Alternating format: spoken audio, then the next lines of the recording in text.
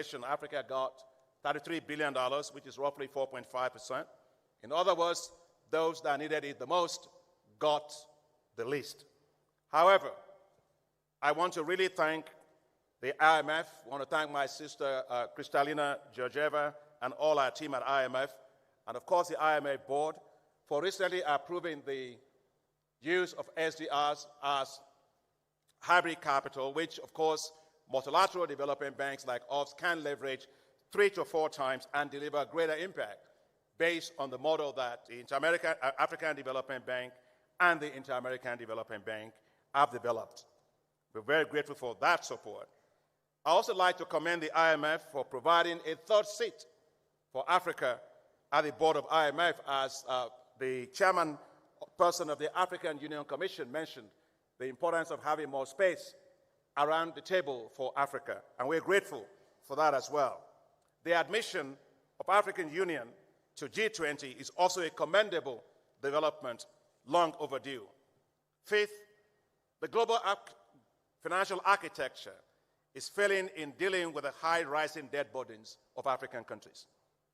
While the G20 Common Framework is working to address these challenges, and we support it, to achieve equal and comparative treatment between official creditors, private creditors, and commercial lenders, the process, however, is taking way too long.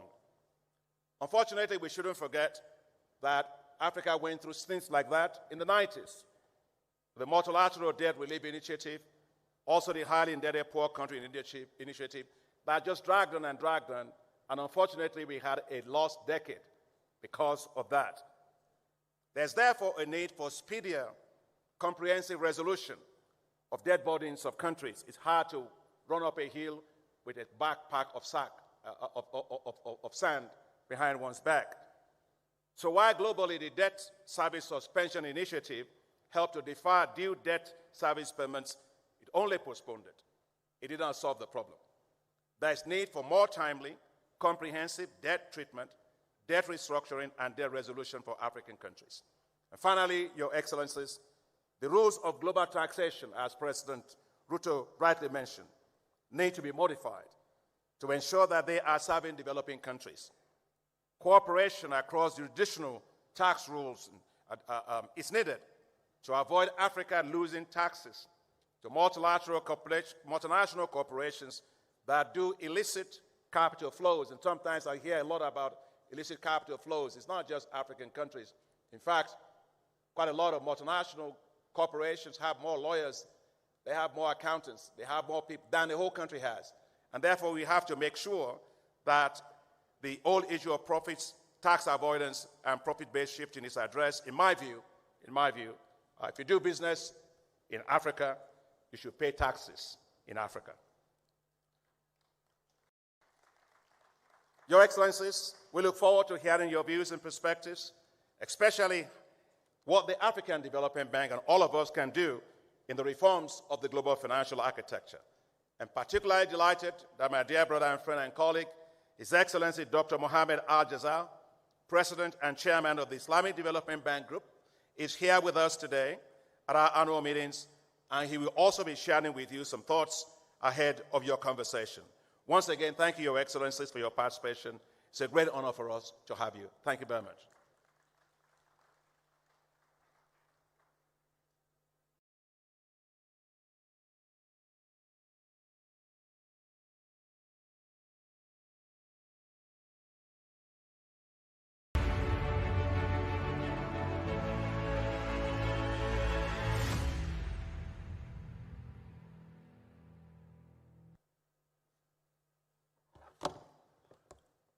Just as Dr. Adeshina mentioned a few moments ago, we'd like to use this opportunity to welcome to the podium a friend of Africa and a friend of the African Development Bank, His Excellency Dr. Mohamed Al-Jazal, President of the Islamic Development Bank, to give his keynote address.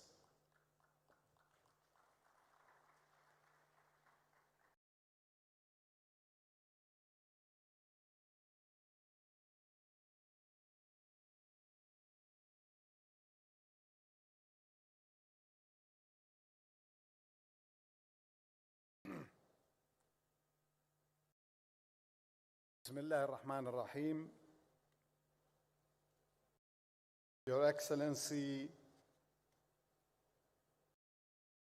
President William Ruto, the President of the Republic of Kenya. Your Excellencies, Heads of State, Your Excellency, my dear brother and friend, Dr. Adesina, President of the African Development Bank Group, the honorable heads of international and regional institutions, honorable ministers, ladies and gentlemen. It is indeed an honor to be part of this special gathering to celebrate the African Development Bank Group's 60 years of remarkable contributions to Africa's development journey. I am delighted to address such a distinguished audience today to share my thoughts on Africa's transformation, the African Development Bank Group, and the reform of the global financial architecture. Let me also take this opportunity to highlight the exceptional value we at the Islamic Development Bank place on our strategic partnership with the African Development Bank Group. It is a commitment to a shared dream of transforming the African continent and helping it deliver on its hopes and aspirations. Your Excellencies, ladies and gentlemen, Africa, a continent full of promise and endowed with abundant resources. Africa, a continent that holds the dreams and aspirations of hundreds of millions of its people. Africa, a continent full of potential, yet grappling with critical challenges on its road to structural transformation. Since the turn of the century, many African countries have exhibited strong economic growth. A significant portion of this growth is the result of better macroeconomic management, higher investment and trade, larger regional markets, and to a lesser extent, some degree of structural transformation. Despite this progress, the core components of human development, including income levels and formal employment, remain low and vulnerable to shocks.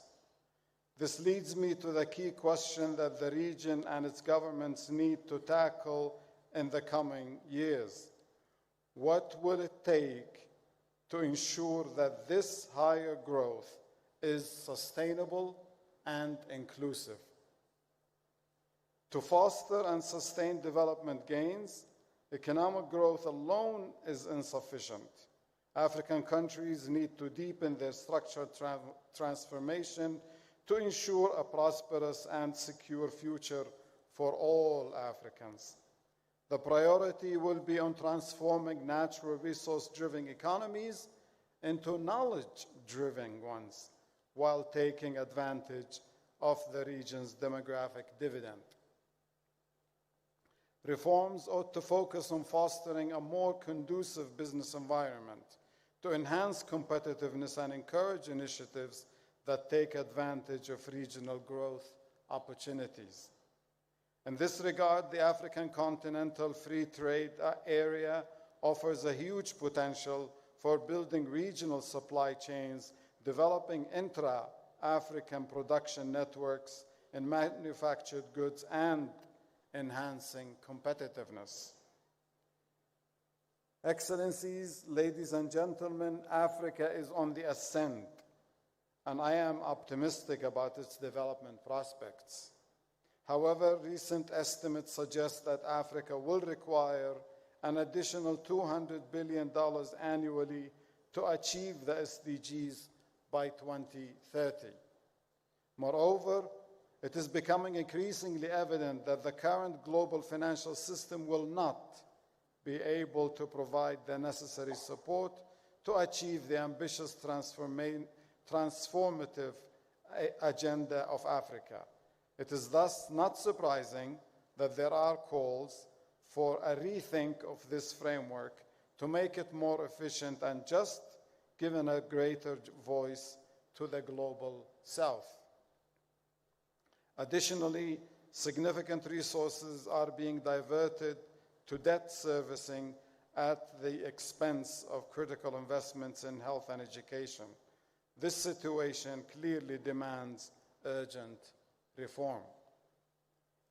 Excellencies, ladies and gentlemen, over the past 5 decades, the Islamic Development Bank Group has remained steadfast in its commitment to Africa's socio-economic development. By the end of 2023, our financing to Africa totaled approximately $74 billion, including $45 billion specifically dedicated to enhancing trade.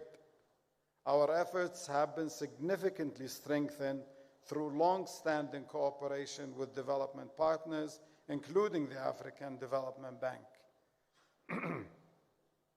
Between 2017 and 2023, we achieved the record co-financing volume of $2.9 billion with the African Development Bank, enabling us to co-finance 22 operations across diverse sectors, and some of them have been mentioned by my brother, Mr. Adesina.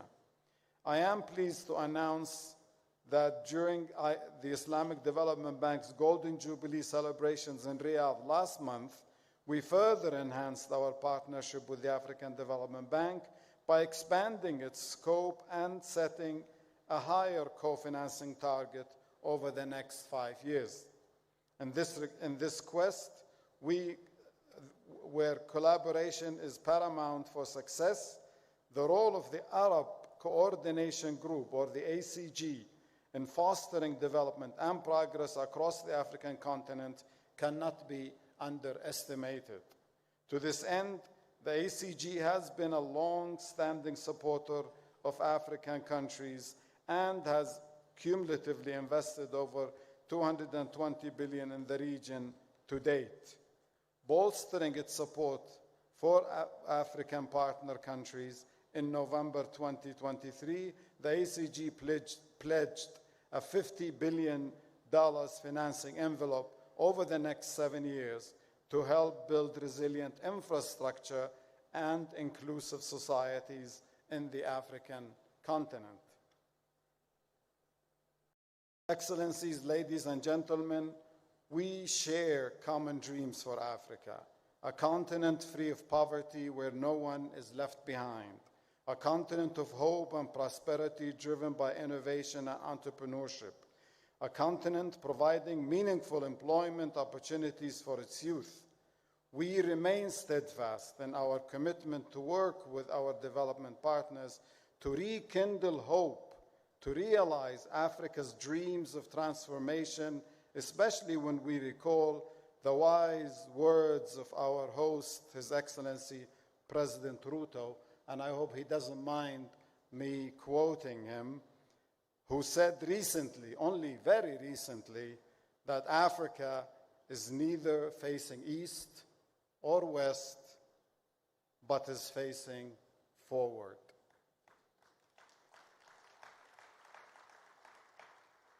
I wish you all successful deliberations throughout the remainder of this dialogue.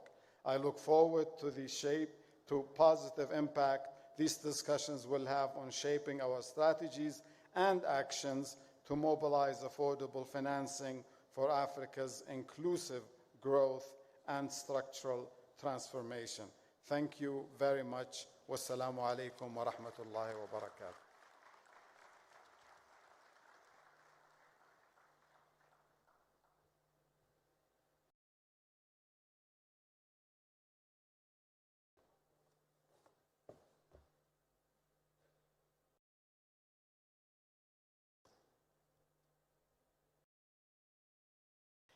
Many thanks, Dr. Al-Jazeera, for your keynote address and for framing many of the issues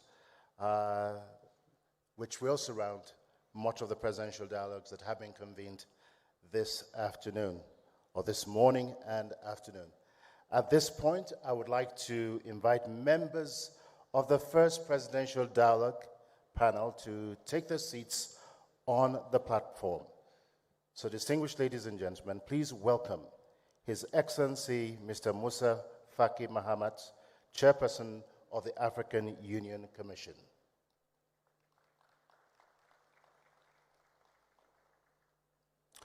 Her Excellency Mrs. Sarah Kugon Gelwa Amadila, Prime Minister of the Republic of Namibia, representing His Excellency Mr. Nangolo Mbumba, President of the Republic of Namibia. His Excellency Mr. Mohamed Yunus El Menfi, President of the Presidential Council of the State of Libya.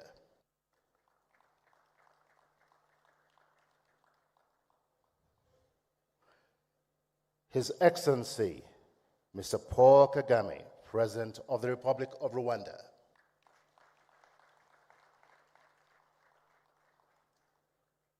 Last but certainly not the least, His Excellency Dr. William Samoei Ruto, President of the Republic of Kenya.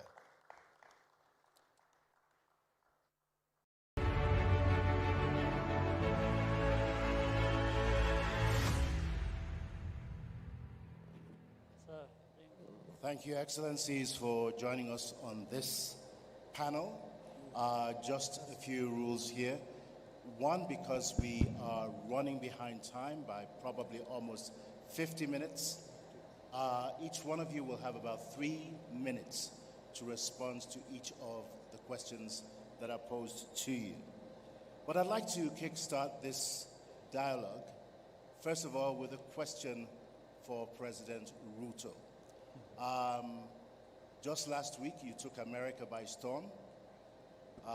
You were the talk of the town for a considerable amount of time in Atlanta and in Washington, D.C. The first African leader to go on a state visit to Washington, D.C. in 50 years.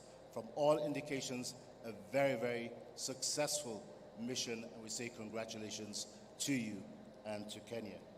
Now, for quite a while, you've been a very vocal advocate for reforming the global financial architecture, and we've heard much from you today. You've pretty much given us a tour de force of what Africa needs and what Africa needs to do. Now, considering that change is usually slow and not as quick as we anticipate it or want it to be, in terms of priorities in the short term, what do you think Africa should focus on, and what should be the major priorities moving forward? Thank you very much.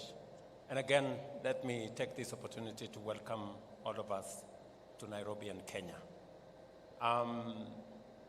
It is said that half the solution to a problem is identifying that there exists a problem.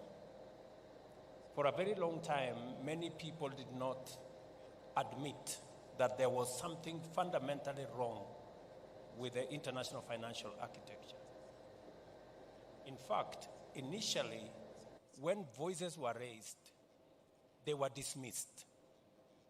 But I want to say today we are very proud, those of us, especially from this continent, who raised our voices, that today the conversation in the world is no longer whether we have a fit-for-purpose international financial architecture. Everybody admits that there is something fundamentally wrong with it. The issue in conversation now is where, how do we reform it? So the issue of reform is settled. It must be done.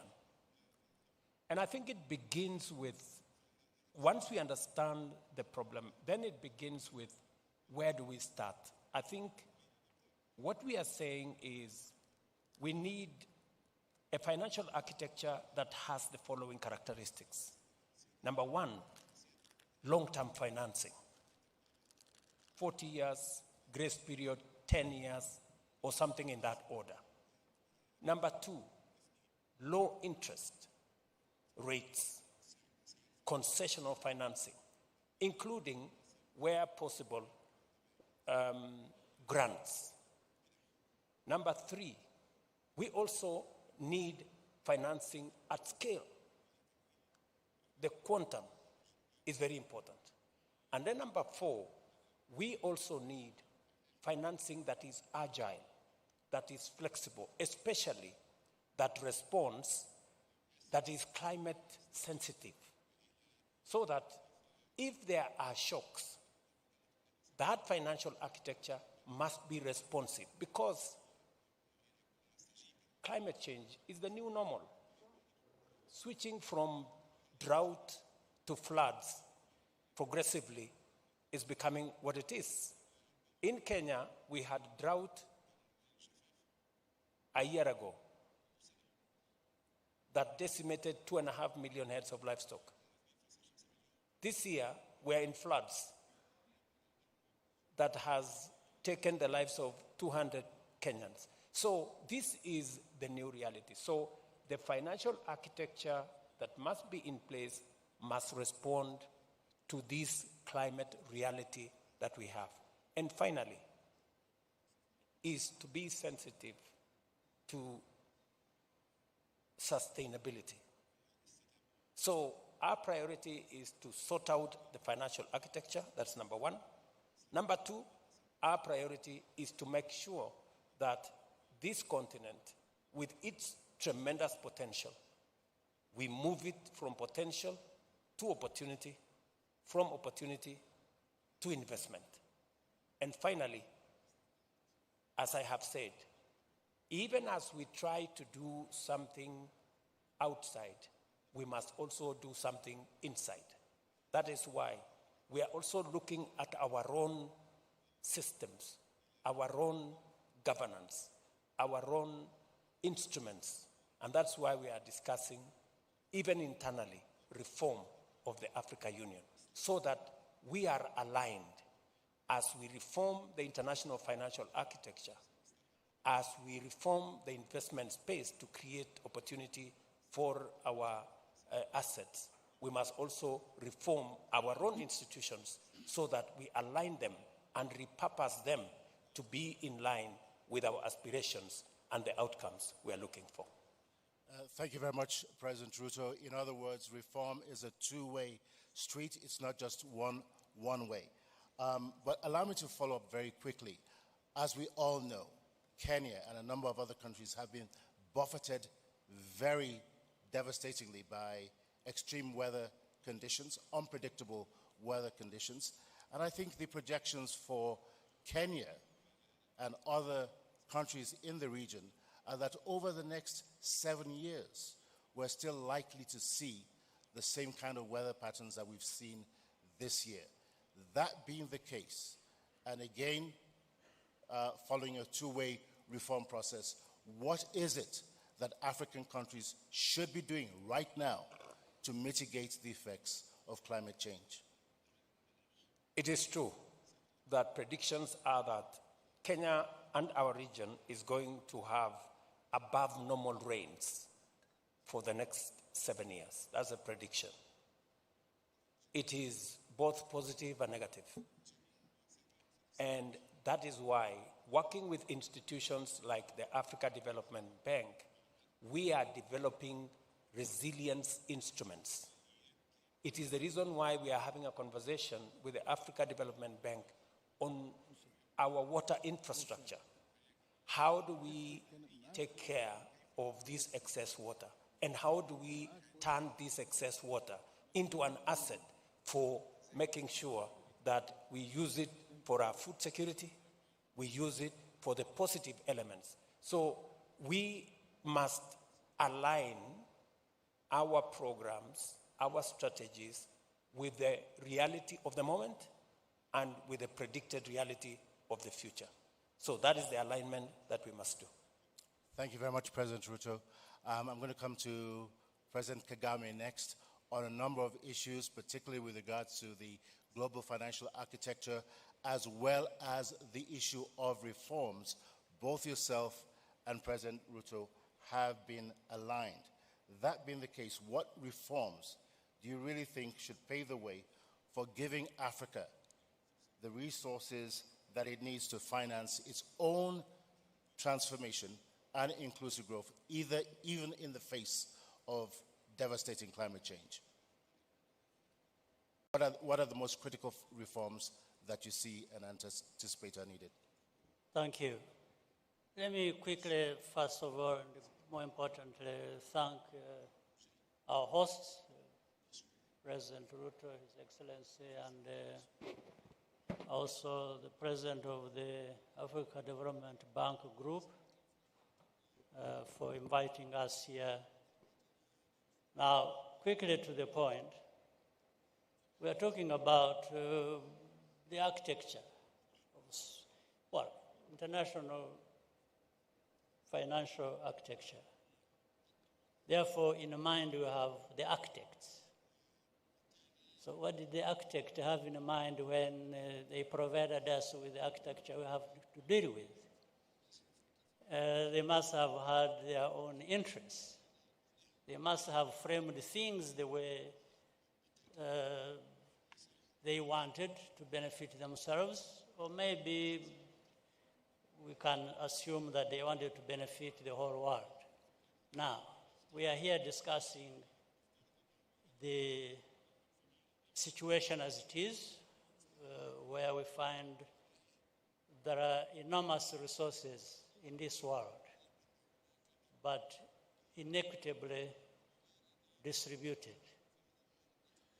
So Africa has to look at itself and look at the whole world as it's set up. And we know in this world, people, countries, work for interests, their own interests.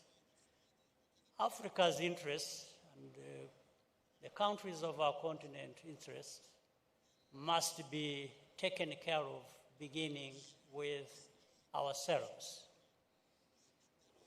So, and we talk about speaking with one voice many times. It has to be one voice. It has also to be loud and clear and effective. For that to happen, we think about working together. We think about representation. And representation is not also just numbers. It's being able to speak out loudly and representing ourselves rather than having other people represent us. So it starts from what has been talked about, that is very important, whether it was in the speech of His Excellency President Ruto and His Excellency Musa Faki. Therefore, the reforms we are talking about is how do we disrupt, if you will, the current architecture as we have it, so that it includes significantly and visibly the interests of our continent. Our continent, whether it is human resources or natural resources or any resources we are thinking about, how can anyone interested in the well-being of the people of this world sideline our continent? In actual fact, if you look at the facts as they are, in a few decades, the only place in this world that will be having a growing middle class is Africa, the only one. So it is even in the interest of the rest of the world that has marginalized Africa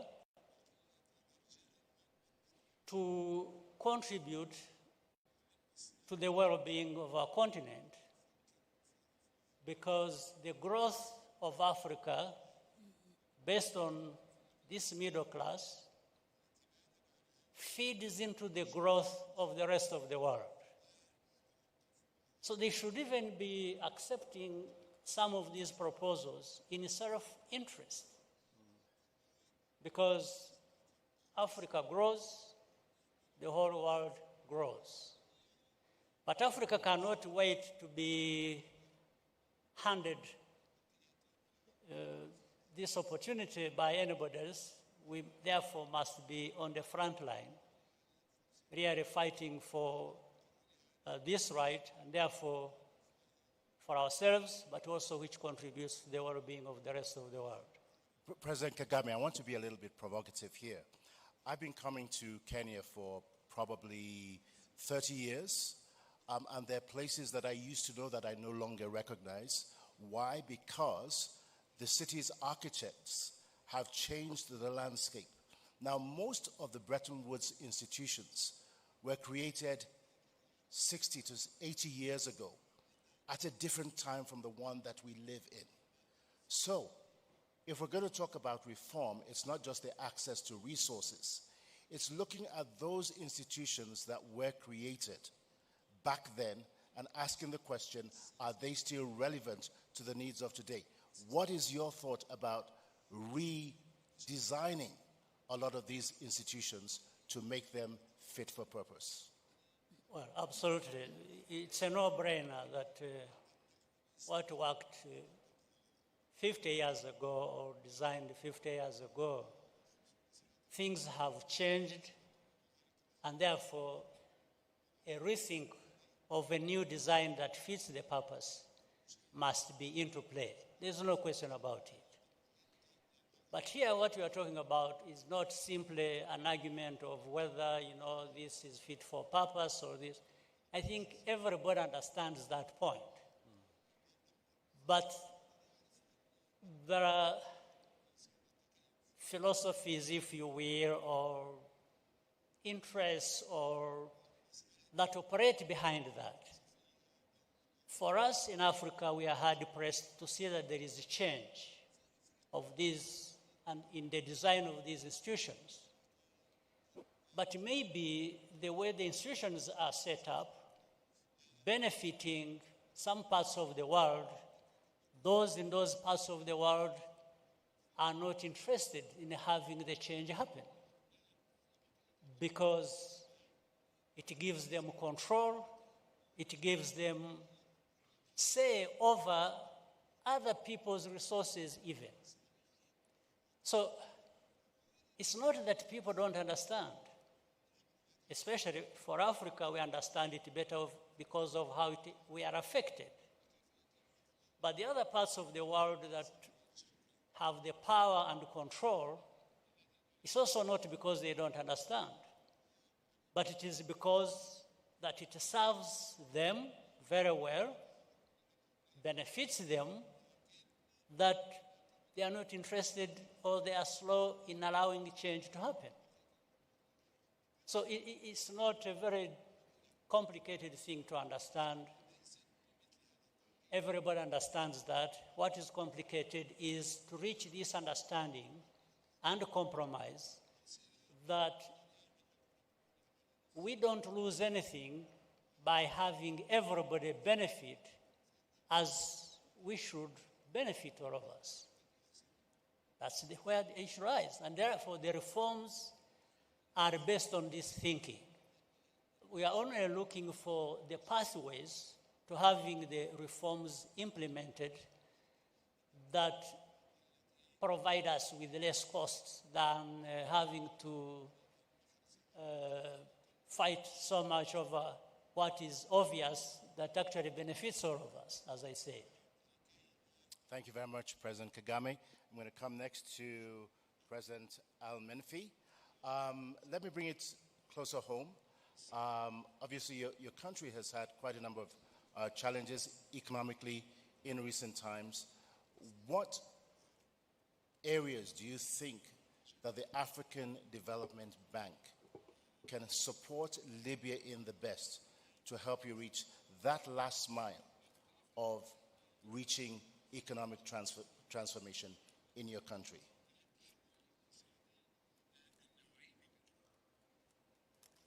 شكرا جزيلا.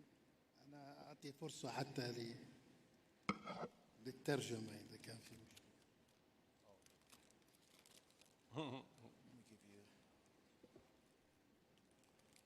I will talk in Arabic. And President El Melfi, if you could just move your microphone a little bit closer to you.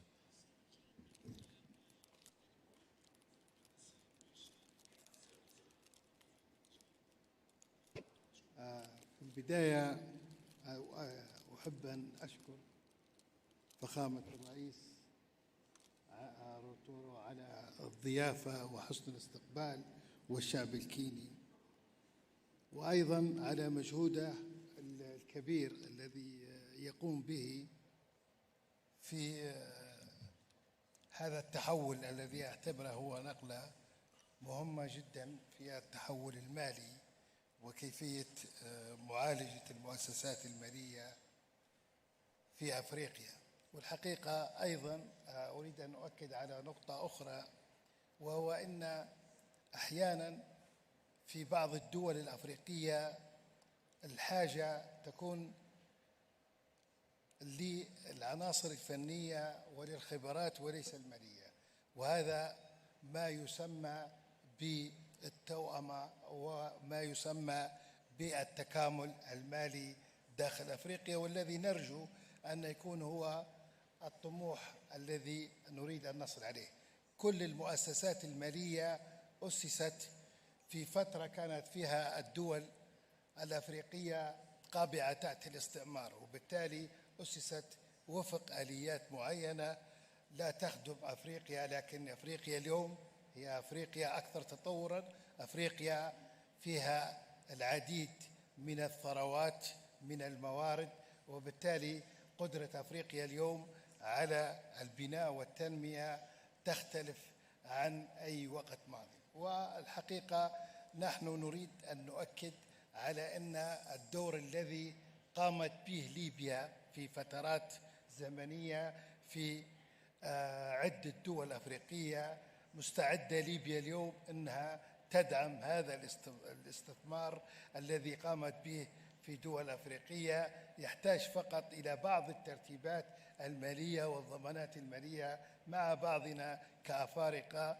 فليبيا مثال، ربما تكون ليبيا في استقرارها السياسي هي العنصر الذي سيساعد هذه المؤسسات المالية، وخصوصا أننا نتحدث الآن على 3 مؤسسات مالية مهمة جدا، والحديث فيها عن البنك الأفريقي للتنمية وكذلك البنك الأفريقي للاستثمار الذي يوجد الآن في طرابلس، ونحن بصدد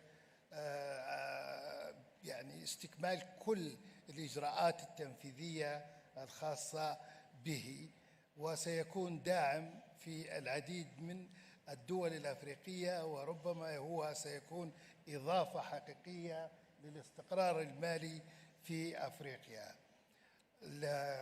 نحن نريد أن يكون هناك أيضا تبادل ما بين، سواء كان بين الدول أو على مستوى الاتحاد الأفريقي داخل ليبيا في الاستيراد والتصدير، وهذا تحدث عليه فخامة الرئيس، والنسب اللي تحدثوا عليها سواء كان التبادل داخل أوروبا أو آسيا. نحن في أفريقيا محتاجين أن يكون عندنا هذا الأمر. فليبيا هي بحاجة إلى تعاون أفريقي، لأن ليبيا هي دائما تنظر إلى بعدها الأفريقي.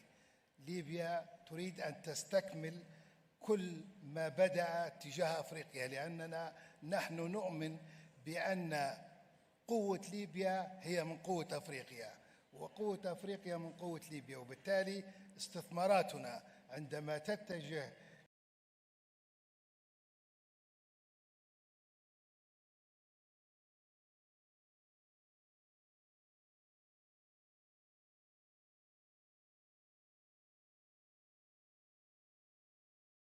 إلى الجنوب خصوصاً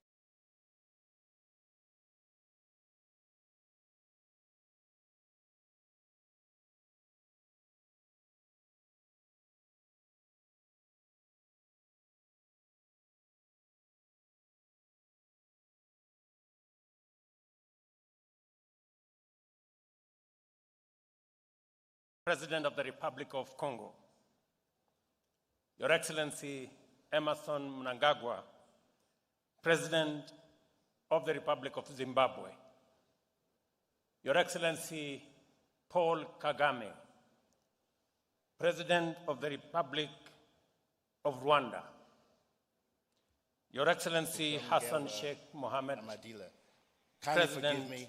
of the Republic. I know that my pronunciation is not too correct, but please forgive me here. I'm very, very particular about pronouncing names properly. Now, your country, Namibia, was one of the first to attain upper middle income status in Africa. A great accomplishment. What are some of the lessons that the rest of Africa can take away from Namibia in this regard? I think your microphone is off. Yes, thank you very much, moderator. And I would like to extend appreciation to President Ruto for the invitation extended to our president to attend. Unfortunately, he could not attend due to other commitments and has asked me to represent him. Yes, Namibia has achieved the status of an upper middle income country. We decided right after independence, which came after a prolonged bloody armed struggle, that we are going to promote peace and stability so that we can inspire the confidence of investors to come to the country, and we can create an environment where economic activities can be pursued so that development is achieved. We also adopted economic policies that ensured macroeconomic stability and also incentivized investors, both local and international, to come to the country. We invested significantly in infrastructure and in the development of the human capital. We have a very youthful population. We still have challenges in that regard, but education and training continues to be a priority. In spite, I must say, of the fact that we have managed to record positive economic growth almost every year since independence, except in a few years when we were faced with emergencies like COVID, droughts, and floods, and we are very prone to these disasters. We, however, still face challenges of inequities. The bulk of the population, who are the indigenous communities, are living in poverty, and much of the wealth is owned by Namibians of European extraction. So that is one of the serious challenges that we have to address. The second challenge is the fact that because we are a commodity-based economy for the most part, the growth in GDP did not necessarily translate in proportional growth in employment and poverty reduction. So although we have reduced poverty, we still have significant number of people that are poor, and also many of our young people are still struggling to find employment. So we consider it a priority to diversify the economy, to promote value addition, so that we can create jobs and also reduce the vulnerability of the economy to external shocks, including the shocks to droughts and floods. And actually, as we speak now, Namibia is experiencing one of the worst droughts that we have faced. About 1 million people are depending on government support to be able to survive, because the harvest was very poor, the rains were late and grossly inadequate. So we do have those challenges, and we are also prioritizing, because we are a small population, we are only 3 million, and we are vast in terms of infrastructure. It's very costly to put them up. We are prioritizing integration with the rest of the continent, so that we are not limited in what we produce by our small population. Well, thank you very much, Prime Minister Madila. Very much appreciated. I'm going to come next to His Excellency Musa Faki Mahamat. Now, in your position as AU chairperson, you have a front row seat on what's going on in different parts of the continent. What's your assessment of the progress that we're making in terms of structural reforms on the continent? Are we on track, or is there much more that we need to do? Merci beaucoup. Je voudrais rappeler qu'il y a 4 jours, nous avons célébré le 61e anniversaire de l'Organisation de l'Unité africaine qui est devenue en 2002 l'Union africaine. La BAD également a 60 ans. La BAD est l'une des institutions qui a été expressément chargée par l'Union africaine à mobiliser des ressources pour la mise en œuvre de l'agenda 2063 que nous nous sommes donnés au 50e anniversaire de notre organisation.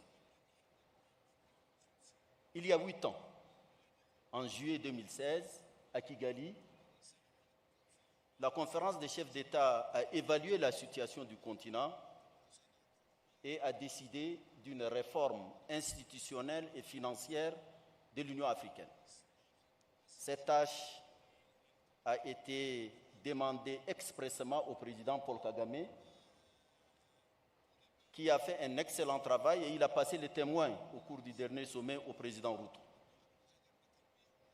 Parce que nous nous sommes rendus compte qu'il faut nécessairement, pour pouvoir compter sur le plan international, il faut que nous-mêmes, à l'intérieur du continent, nous nous réformions. Nous avons un agenda très ambitieux, l'agenda 2063. Et il nous faut d'abord donc faire des réformes de notre institution qui est l'Union africaine pour pouvoir parler d'une seule voix. Parce que l'Afrique, ses ressources sont connues. D'abord, les ressources humaines, 1,4 million d'habitants, 30 millions de kilomètres carrés, des ressources naturelles innombrables. Mais malgré tout ça, nous n'avons pas pu réaliser les attentes des populations africaines. Donc, la première des choses, c'est une réforme endogène au sein du continent pour nous donner les meilleurs moyens pour pouvoir discuter sur l'arène internationale.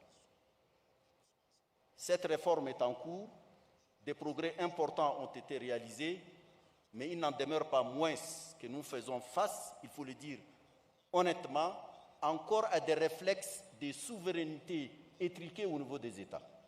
L'Afrique ne peut compter qu'unie, intégrée. C'est ça le sens de l'agenda 2063, qui veut une Afrique intégrée, prospère et en paix.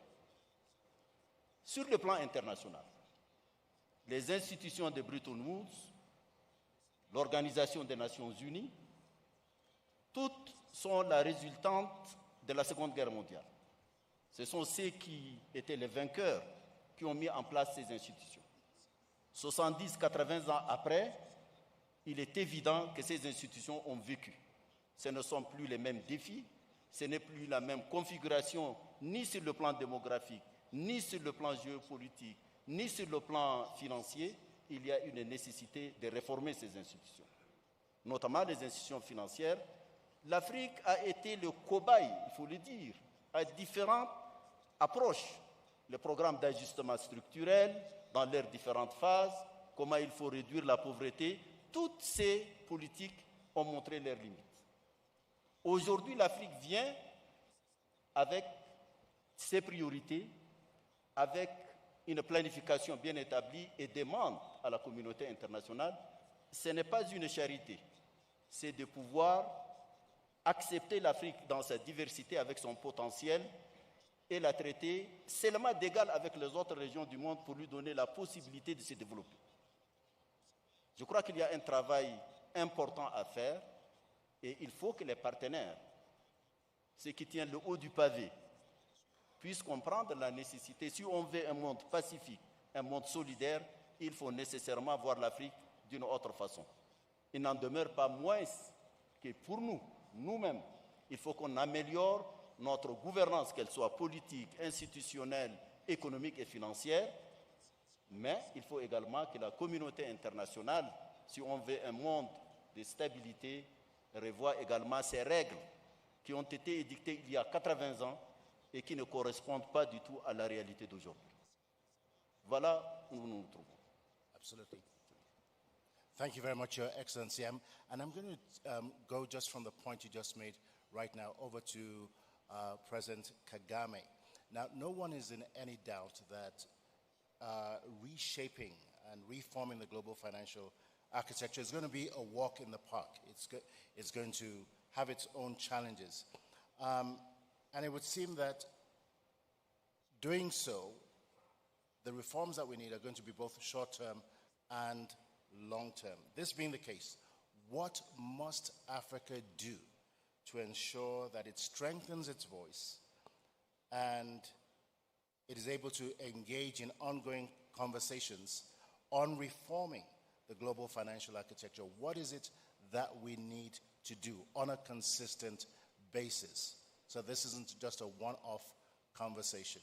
What are the things that we need to do in the global space? We must walk the talk, because we have discussed these issues for many years, as I can remember, and we are saying the right things. So we must start doing the right things that we know how. One is being together. We must, as I said, the unit of our continent through the African Union and other institutions, including this bank that invited us here, the African Development Bank. It's all about Africa. First of all, we must have it in our mind, and therefore there is a need for mindset change from the past to the present. And we cannot be served well in our intentions for the future if we are not thinking correctly, acting correctly right now.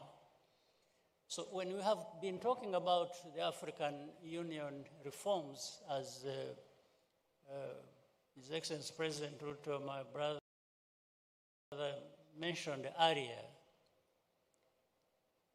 you know, before I handed over to the president, I had been carrying out these tasks. I mean, there is no secret here. I just say it as it is. We agreed many things. Most of the countries were represented in the room, heads of state and government. We have agreed many things that need to be done because it is right and it is the only thing that can deliver what we want. Few years later, 2 years maybe from the time we decided, we have discussions in Addis at the African Union headquarters. You find some of 50% of the things we agreed have changed. And you're asking the same leaders in the room, you say, what happened? What we are saying now that we must be doing is what we agreed 2 years ago. Why have we not done exactly what we agreed? And nobody gives an answer. So we cannot escape this. We cannot escape doing the very things we have agreed to do because we know that is what is going to deliver what we want for our continent. There is no other way I can put it. There is no magic wand that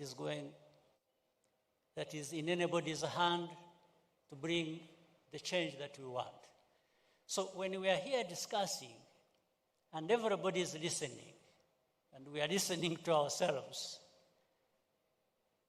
we must get out of this room with a commitment, a conviction that we can actually deliver what the continent wants, and we are the ones to do that. The rest will continue to be discussions back and forth, speeches back and forth, but we will not get the results. But some progress has been made. It is a slow progress. Even then we are saying we can't afford to move slowly. It's urgent. It's long overdue. So that's what we need to be working on as we move forward. And that's the hard task. I was happy to hand over to my brother here He's younger, so I think he has what it takes to do that. But he will need our support, all of us. And I believe that President Ruto indeed will move with speed, as he has shown even here in Kenya, and we believe that he will do the same for the continent.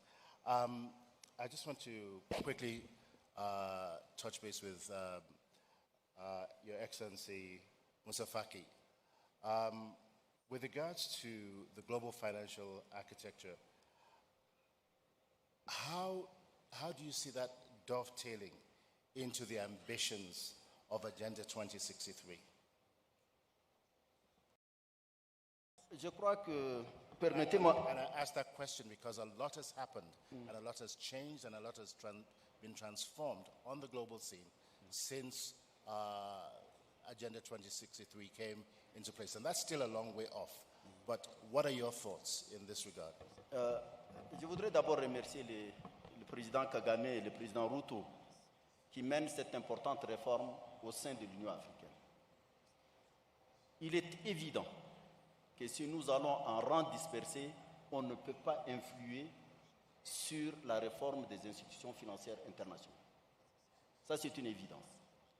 Et donc, plus nous travaillons pour resserrer les rangs, partir avec une position commune africaine, mieux c'est pour nous pour pouvoir espérer modifier les règles qui sont en cours.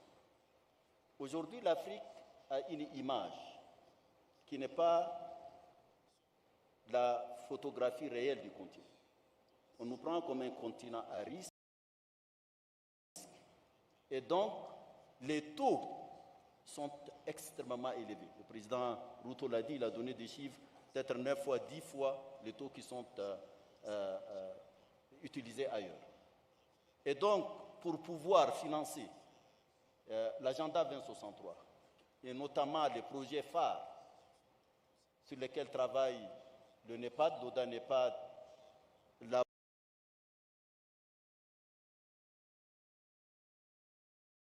Banque africaine de développement et les autres institutions, y compris la Commission de l'Union africaine, on a besoin de financement.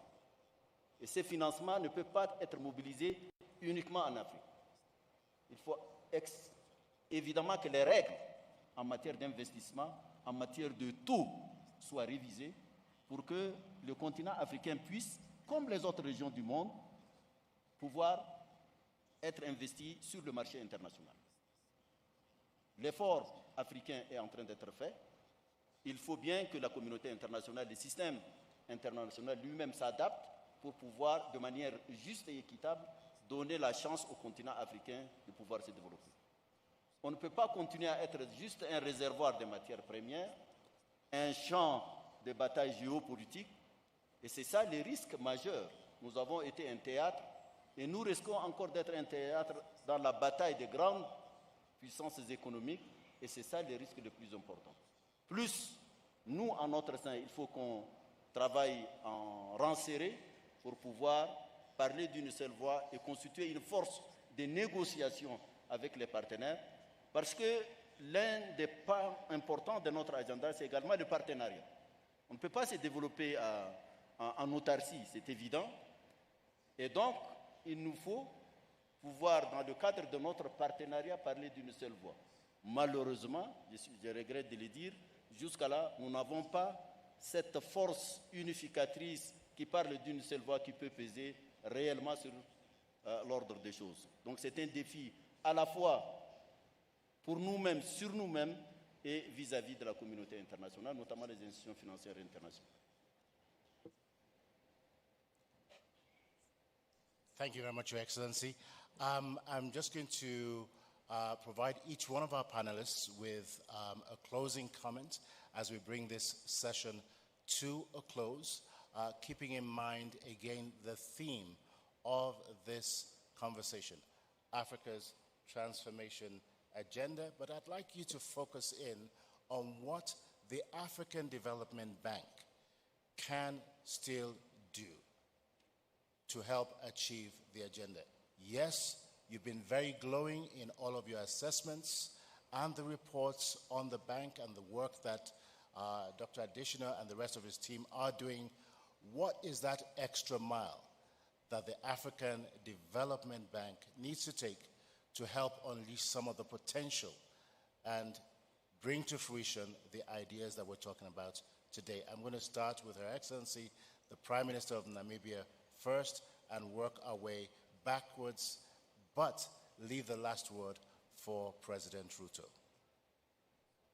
Yes, thank you very much. I would say first we applaud the ADB for the work that it has done in terms of mobilizing funding and the good governance that is prevailing at the institution that inspires the trust of the partners to work with the bank to raise funds to support development in Africa.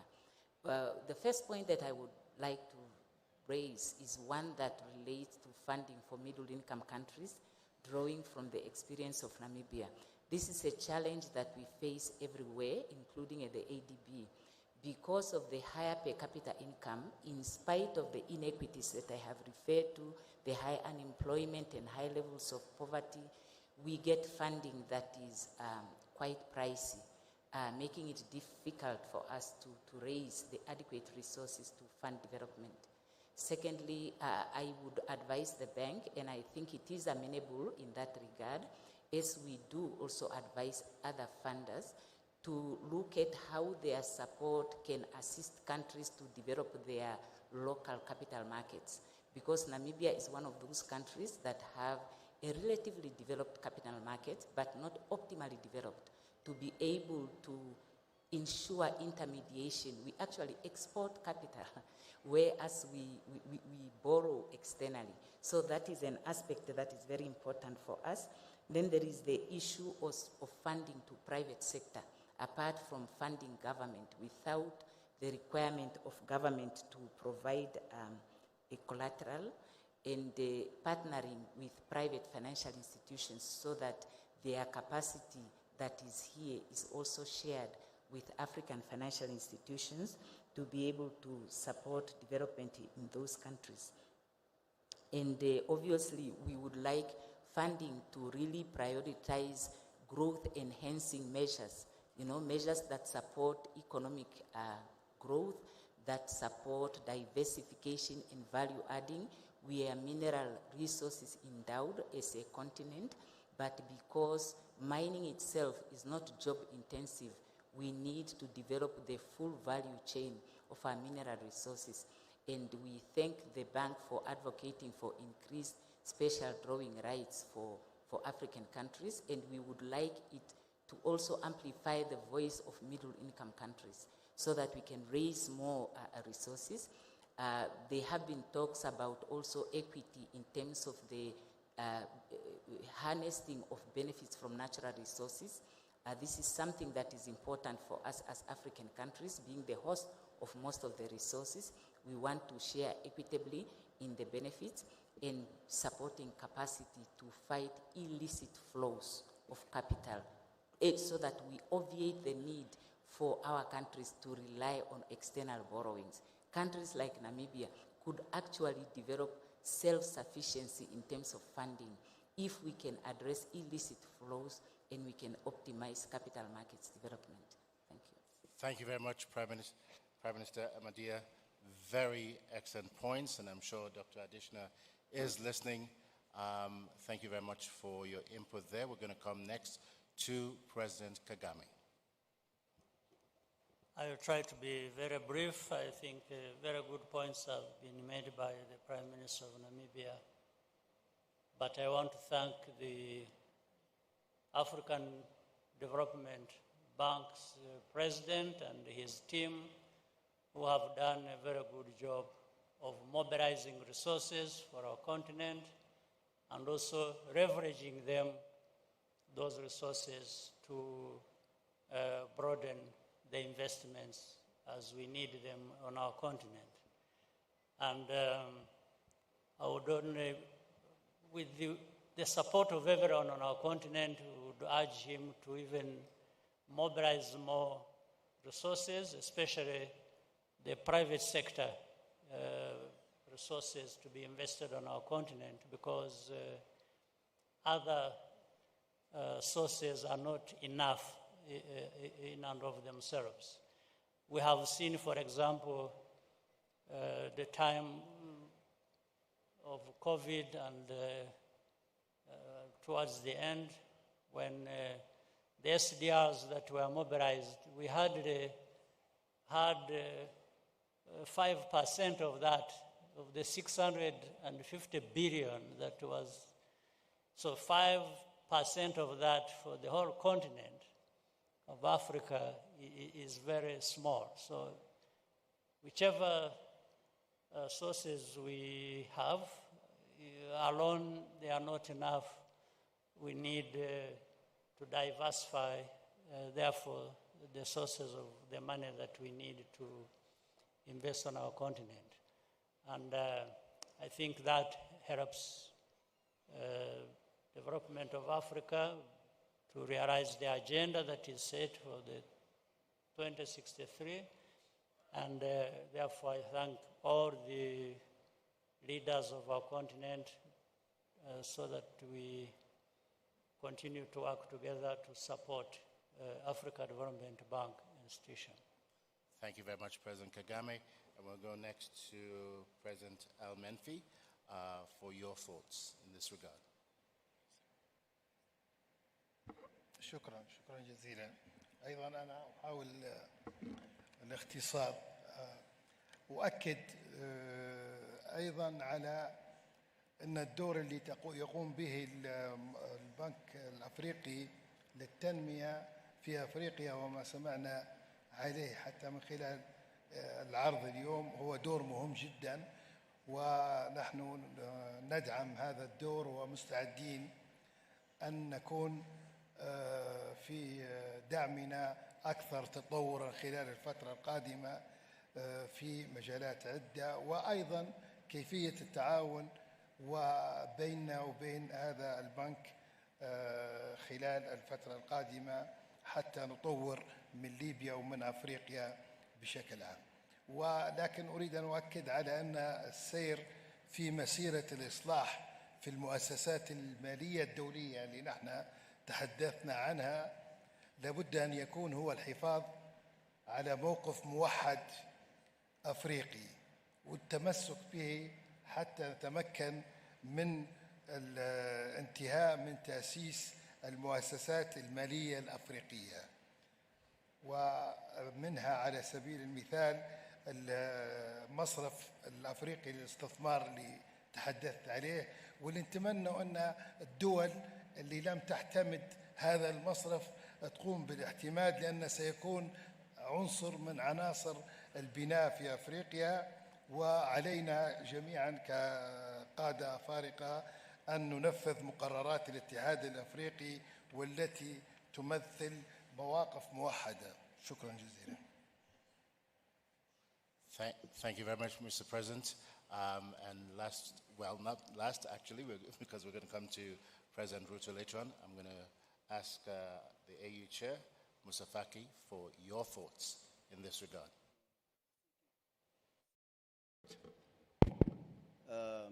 Let me congratulate AfDB and his team, and particularly my brother, Dr. Adesina. They did very well, and they're doing very well. I hope they will act in the future in complementarity and also in coordination with other partners in the continent. Because we have also a partnership with China, with India, with Arab countries through the Islamic Development Bank. And I think this coordination and this complementarity will allow us to implement our agenda, the 2063 Agenda, African Agenda. Thank you very much, Your Excellency. One of the recurring comments here concerns the private sector and the resources that are needed. And as Dr. Adesina has said quite recently, there is a need for reform of the MDBs, but in particular the African Development Bank, to change its instruments in ways that enable it to be much more active in the private sector. So we do trust and hope that as leaders, that both yourself and your governors will support the bank in that regard to enable it to do a whole lot more. We're going to give the last word at this point to our host, President William Samoei Ruto. Over to you, sir. Thank you very much. Let me thank fellow panelists here for all the very positive and informative comments they have made about this very important subject. Let me pick up from where President Kagame left. He told us, let's begin by believing in ourselves. I think it's a very important issue that we must believe in ourselves first.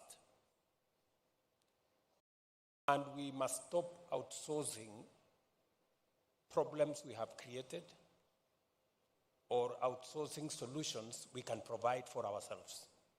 There are things we can do to sort out some of the challenges we are facing. And in the context of Africa Development Bank, we all admit that Africa Development Bank has demonstrated understanding of our financial needs, and they have developed innovative instruments to work on food security, infrastructure, water development, youth entrepreneurship, women. They have demonstrated. What ADB wants or needs from us is us to believe in them the way they believe in us.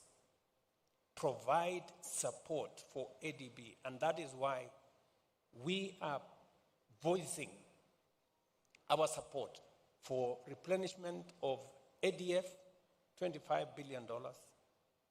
We are enhancing our own support through enhancing our shareholding in Africa Development Bank. We must support these institutions. Africa Development Bank here, AfriExim, Trade Development Bank, all the other financial institutions in our continent. We must give them the stamp of approval as leaders in this continent and support them. That way, they can support us. Secondly, we must believe in ourselves. You know, President Kagame warned me when he handed over the baton of this reform to me that this job is not very easy. And that you have heard him say we need to move fast. Luckily, I come from a country of athletes. So running fast will not be a problem. My only worry is that we should not leave anybody behind so that we can move together. And hopefully, we are all listening as leaders here that we need to believe in ourselves. Whatever, we must walk the talk. We must believe in ourselves. We must do this because it is necessary for us. We can never go wrong by doing the right thing. And finally, let me ask ADB, looking into the future, to give them two assignments. We need to write a new narrative for Africa.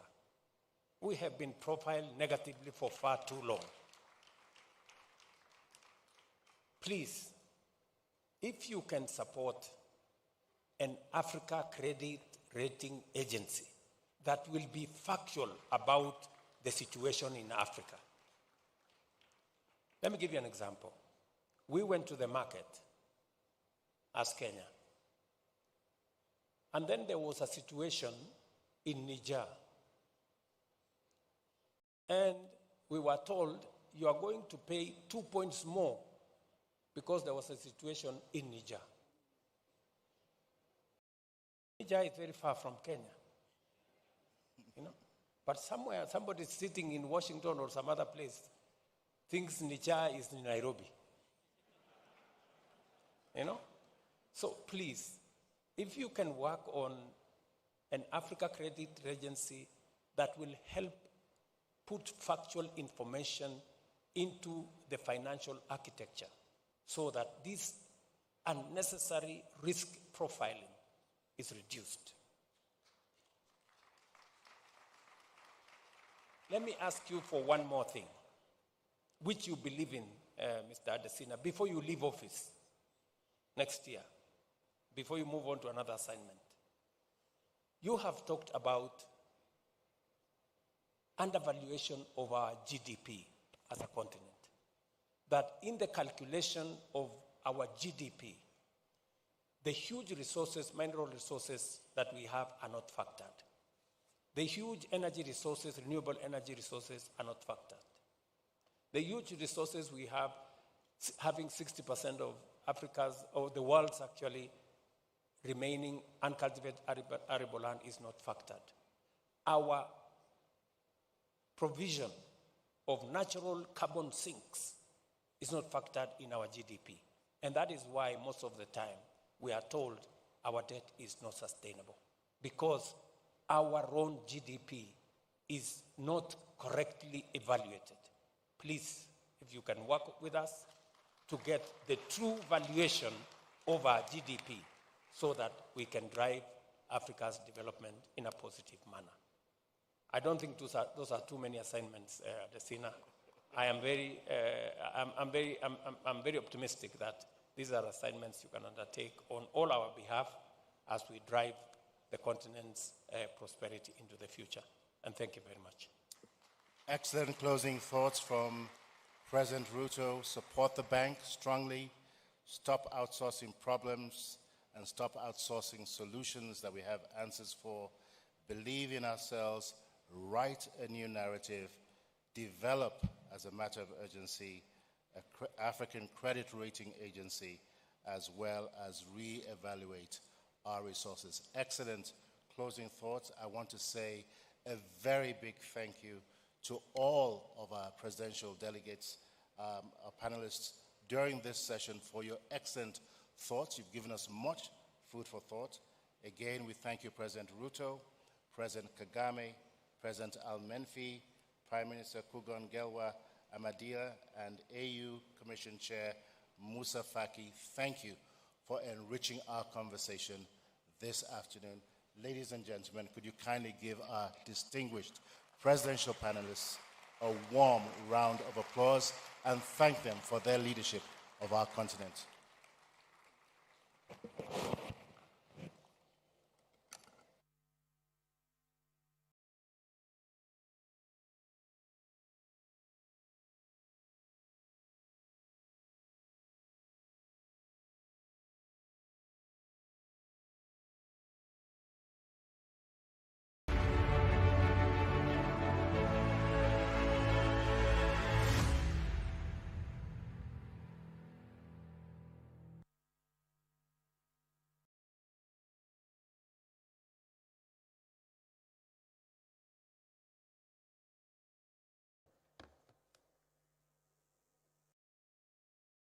Again, distinguished ladies and gentlemen, you may be seated.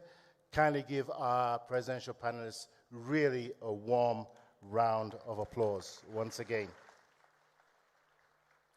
Now, in less than 5 minutes, the technical crew will carry out a name change on the platform, and then we'll segue into our second presidential dialogue session and pick up from where we just left on the same theme of Africa's transformation, the African Development Bank, and the reform of the global financial architecture. Now, following the second presidential dialogue, we will transition into the launch of an event that will officially mark the beginning of celebrations for the African Development Bank's 60th anniversary. Even though officially this will be marked on September 10th, we will kickstart that celebration today. We highly suggest that you remain in your seats for what will be a spectacular performance. And once I get the cue, we will transition into our, there we go. They've moved actually a lot faster than I thought. So, Distinguished ladies and gentlemen, it really is an honor to invite to the podium for our second African Development Bank Annual Meetings Presidential Dialogue this morning, His Excellency Mr. Joaquim Alberto Chissano, former President of the Republic of Mozambique. Please give His Excellency a warm round of applause as he takes his seat on the platform. Your Excellency, the platform is yours.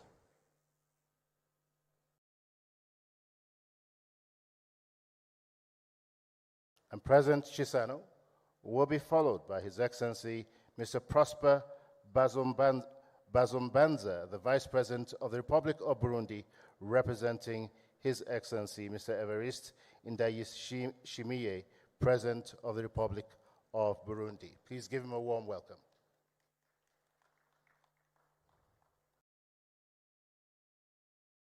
We also have with us His Excellency Mr. Emerson Mnangagwa, the President of the Republic of Zimbabwe. Please give him a warm welcome as he makes his way to the platform.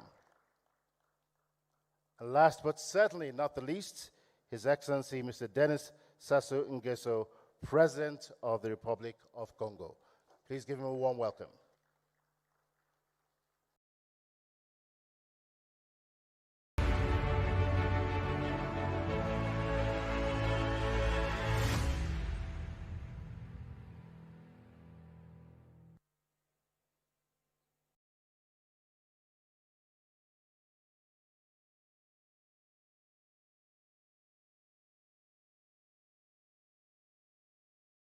I have just been informed that we have been joined by the President of Somalia. Please give a warm welcome to Mr. Hassan Sheikh Mahmoud, President of the Federal Republic of Somalia.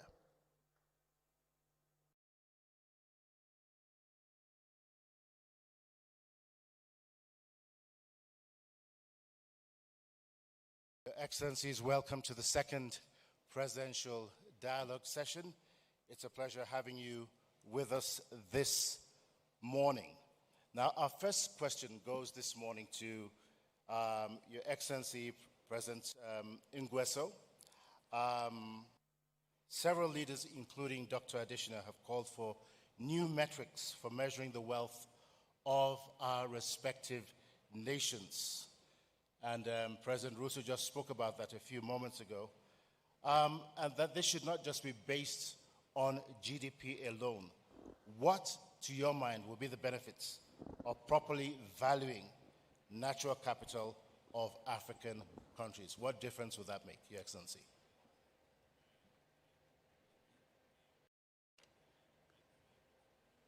Merci. Je voudrais d'abord remercier mes frères et amis,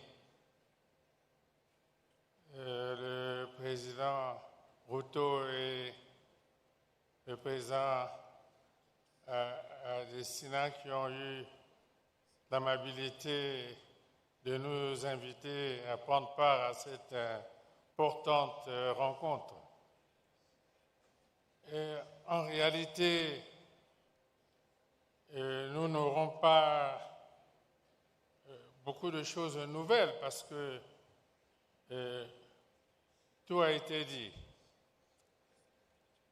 Et je crois que nous nous accordons tous pour dire que le poids des dettes plombe totalement les économies africaines, le poids des dettes, les taux d'intérêt exorbitants et freinent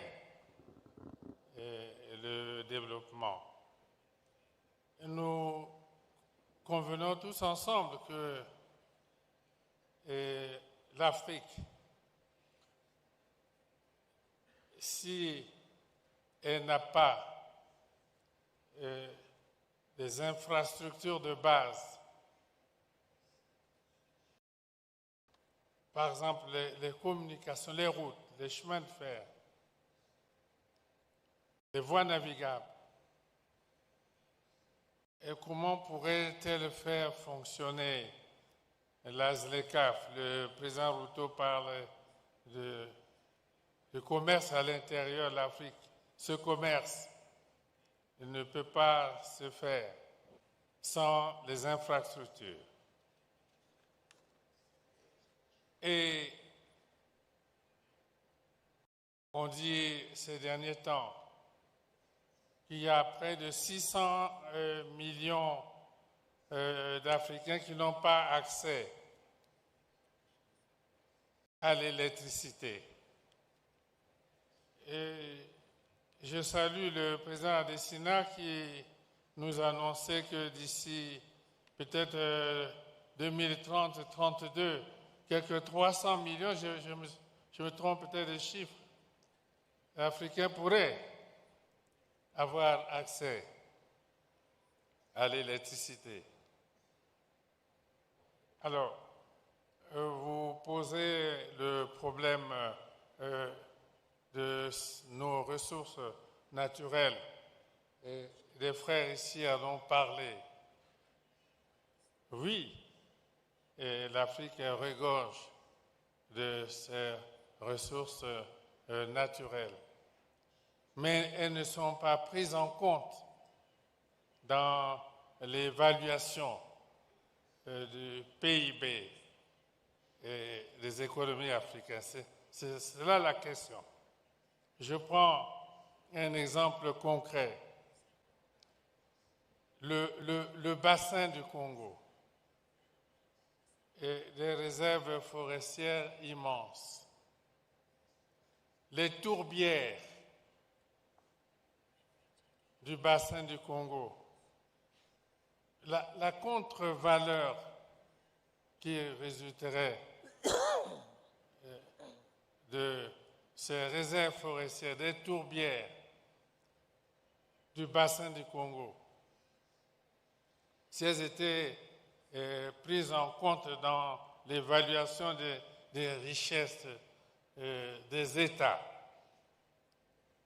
le PIB de ces États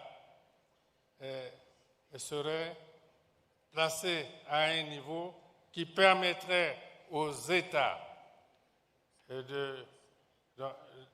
d'emprunter plus, d'avoir plus de moyens pour engager les efforts de développement. Les infrastructures dont nous parlons coûtent très cher. La Banque africaine de développement a fait le maximum. Les chiffres ont été présentés ici. En cela, nous saluons l'action de notre frère ami, le président Adesina, qui a placé aujourd'hui la Banque africaine de développement à un niveau élevé. Mais cela ne suffit pas. Comment l'Afrique pourrait-elle manquer tant d'électricité? Et pourquoi donc l'Afrique ne réussissait pas à construire, je prends un exemple, le barrage d'Inga dans le bassin du Congo, qui amenait l'électricité au-delà du bassin du Congo, et peut-être même jusqu'au Cap, en Afrique du Sud. Voilà le problème.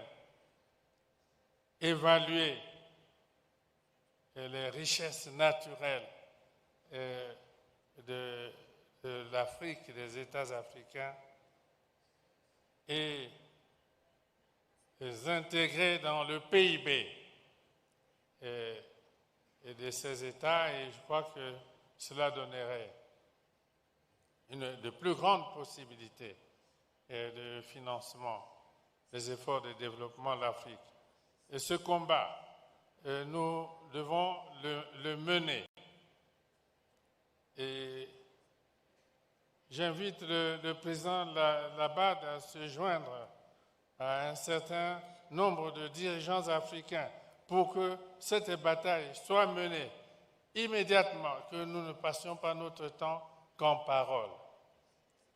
Et je dois aussi demander au président Ruto, parce que l'année dernière, au mois de juin, nous nous étions retrouvés à Paris pour parler de la même chose, le nouveau pacte financier, c'était cela le thème, le nouveau pacte financier mondial.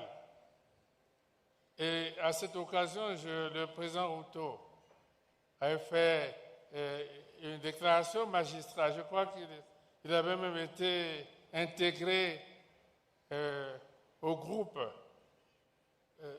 qui devait, je crois, concrètement réfléchir sur ces réformes. J'interpelle là le président Ruto, malheureusement, mais il pourra même reprendre la parole pour nous fixer où en sommes-nous avec tout cela, pour que nous ne passions pas notre temps en discours et en paroles, et puis les actions concrètes ne suivent pas. Merci beaucoup. Thank you very much, Mr. President. You make an excellent point here, the need for a re-evaluation of the value of our natural resources, with the paradox being that we're resource-rich, but GDP poor. Excellent points, Your Excellency. Come next to President Mnangagwa. As a leader whose country is going through a debt resolution process, in your view, what is the main weakness with the current framework for debt resolution? You've faced a number of challenges in the last few years, but what would you consider to be the main weaknesses of the current situation that you're dealing with? May you repeat your question? The question is, as a leader whose country is going through a debt resolution process. Still, I don't understand. Oh, sorry, Your Excellency. I was saying that as a leader whose country is going through a debt resolution process, in your view, what is the main weakness of the current framework for debt resolution, particularly as it concerns African countries? And in particular, your circumstances in Zimbabwe. Well, thank you very much. May I first express, on behalf of my delegation, the warm reception we've received since our arrival here, this beautiful city, Nairobi. The problem that faces Africa. We have the history of colonialism. That history has burdened independent African countries for a long time. I believe that very few countries have shaken off the burden of colonialism after independence. For a long time, independent African countries continued to focus in terms of relations to their former colonial masters. It is now, in recent history, that we have begun to collaborate as African countries among ourselves, changing focus from the former colonial masters, relating to ourselves.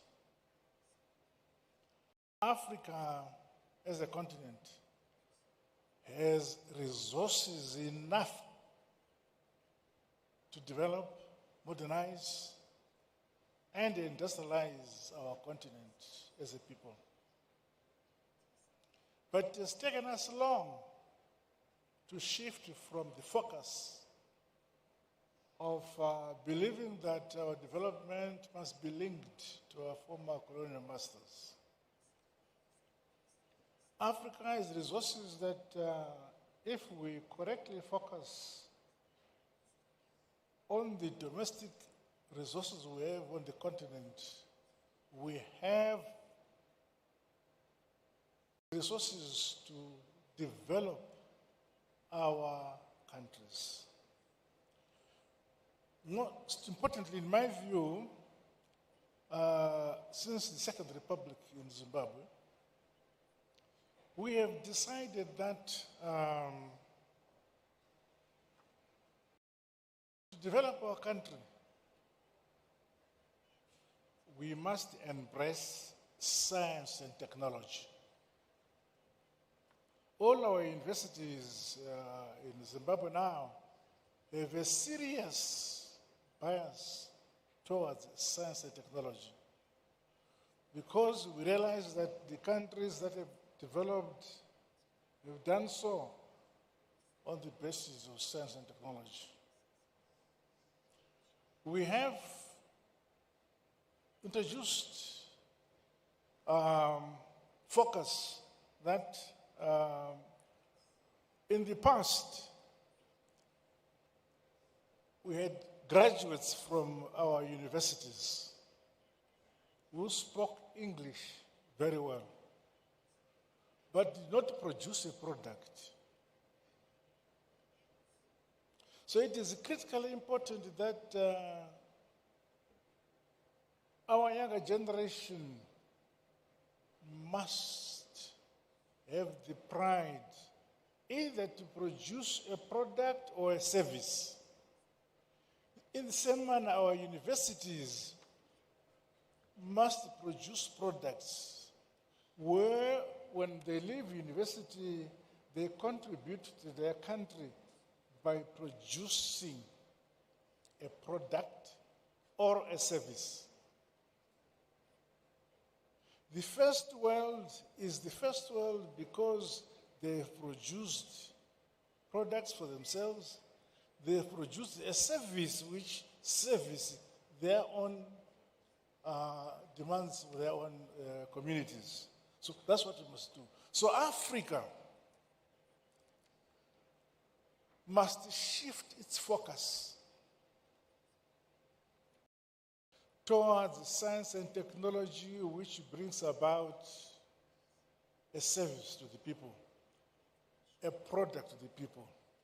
The things that we need, yes, there is the philosophy or the understanding that you cannot invent the wheel.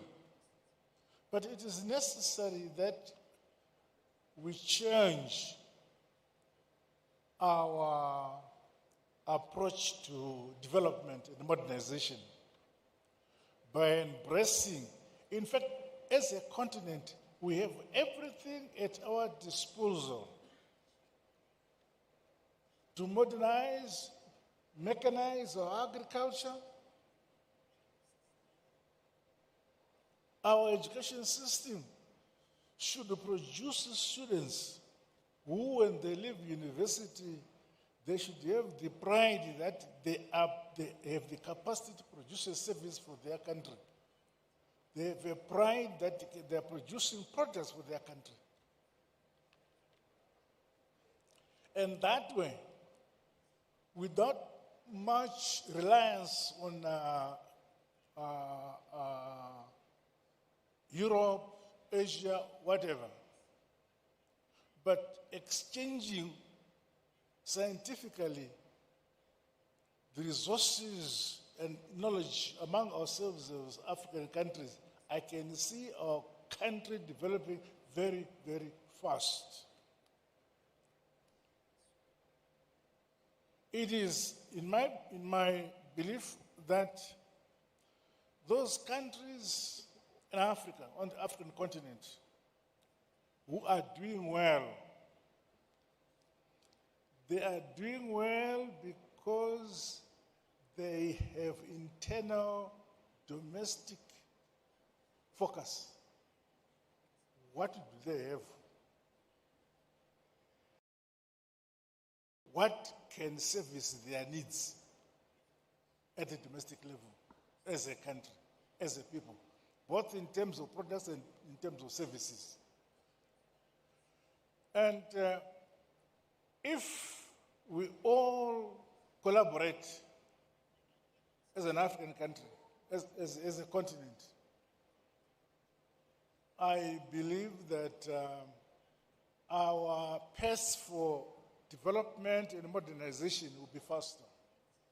But if we continue to develop our countries in silos, it will take longer.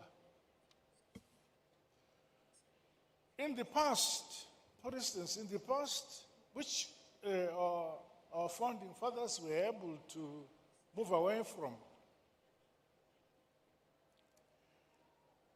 if a delegation was leaving Mozambique wanting to come to Angola, they would first go to Portugal, to Europe, and then come down to Angola. And yet, we should have the means to fly directly from Mozambique to Angola. If we wanted to go to Ghana, we'd first fly to London and then come back to Africa to Ghana. That shows how disconnected Africa was. And we must begin to have internal connections by ourselves. And as a continent, I believe that my dear brother here, Sesengeso, spoke about the possibility of generation of power in the Congo, which would service the entire African continent and even have access for Southern Europe on the Congo River.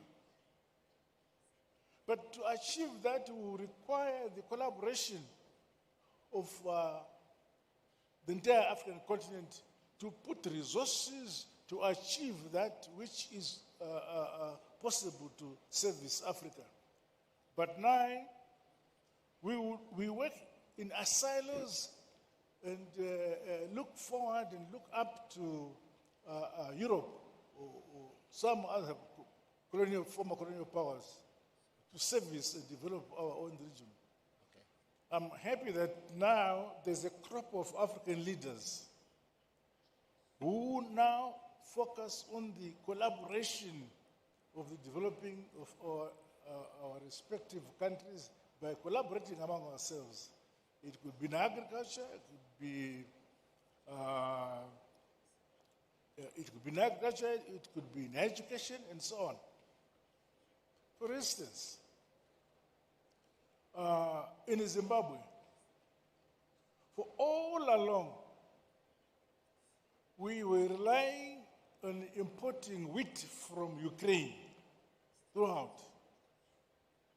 And yet, it is possible to grow enough wheat for ourselves.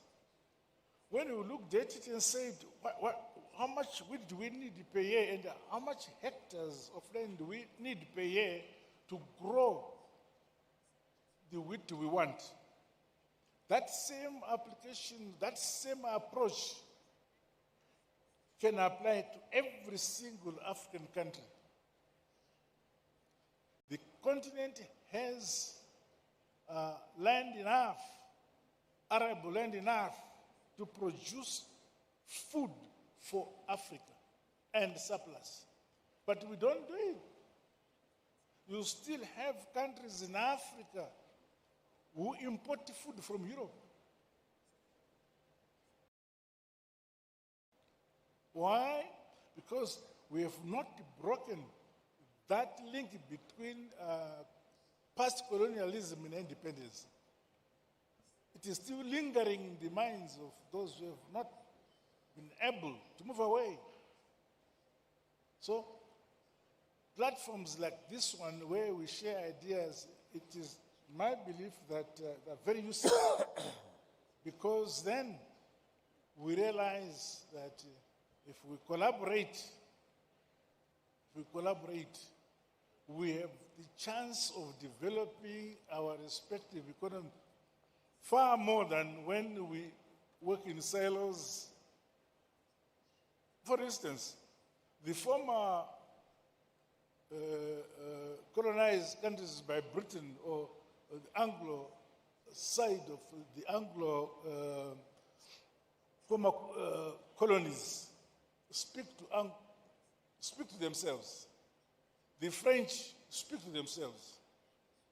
Now, you now have Africa being divided between the divisions in Europe.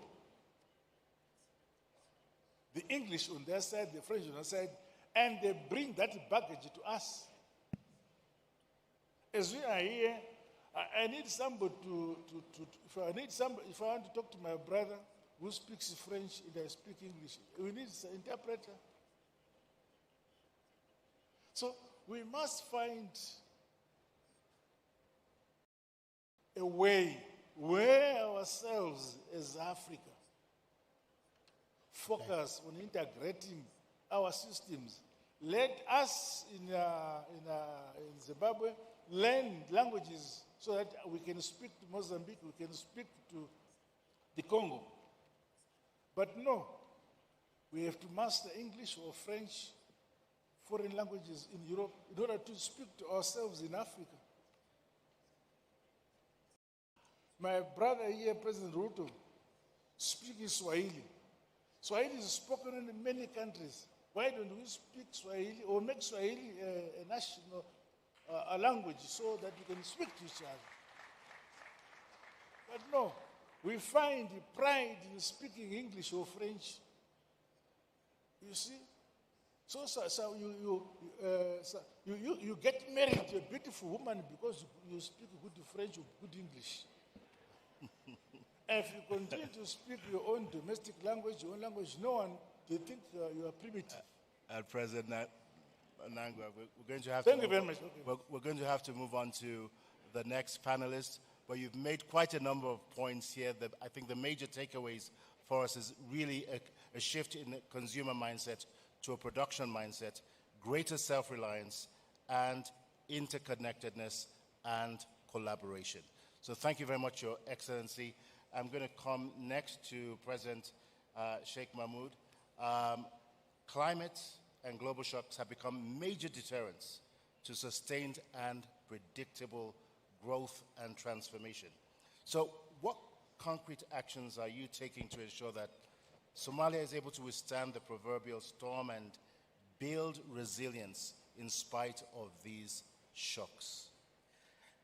Thank you very much. First of all, let me follow my other colleagues to thank His Excellency President Ruto, the people and the government of Kenya for the warm reception that we received here in this August city of Nairobi. Regarding the question that you said, yes, true, Somalia is a country that has been in a very unique situation for a couple of decades now. But there has always been a progress that the country was making. Of course, we say we are slow. We deserve to do much faster progress than we did.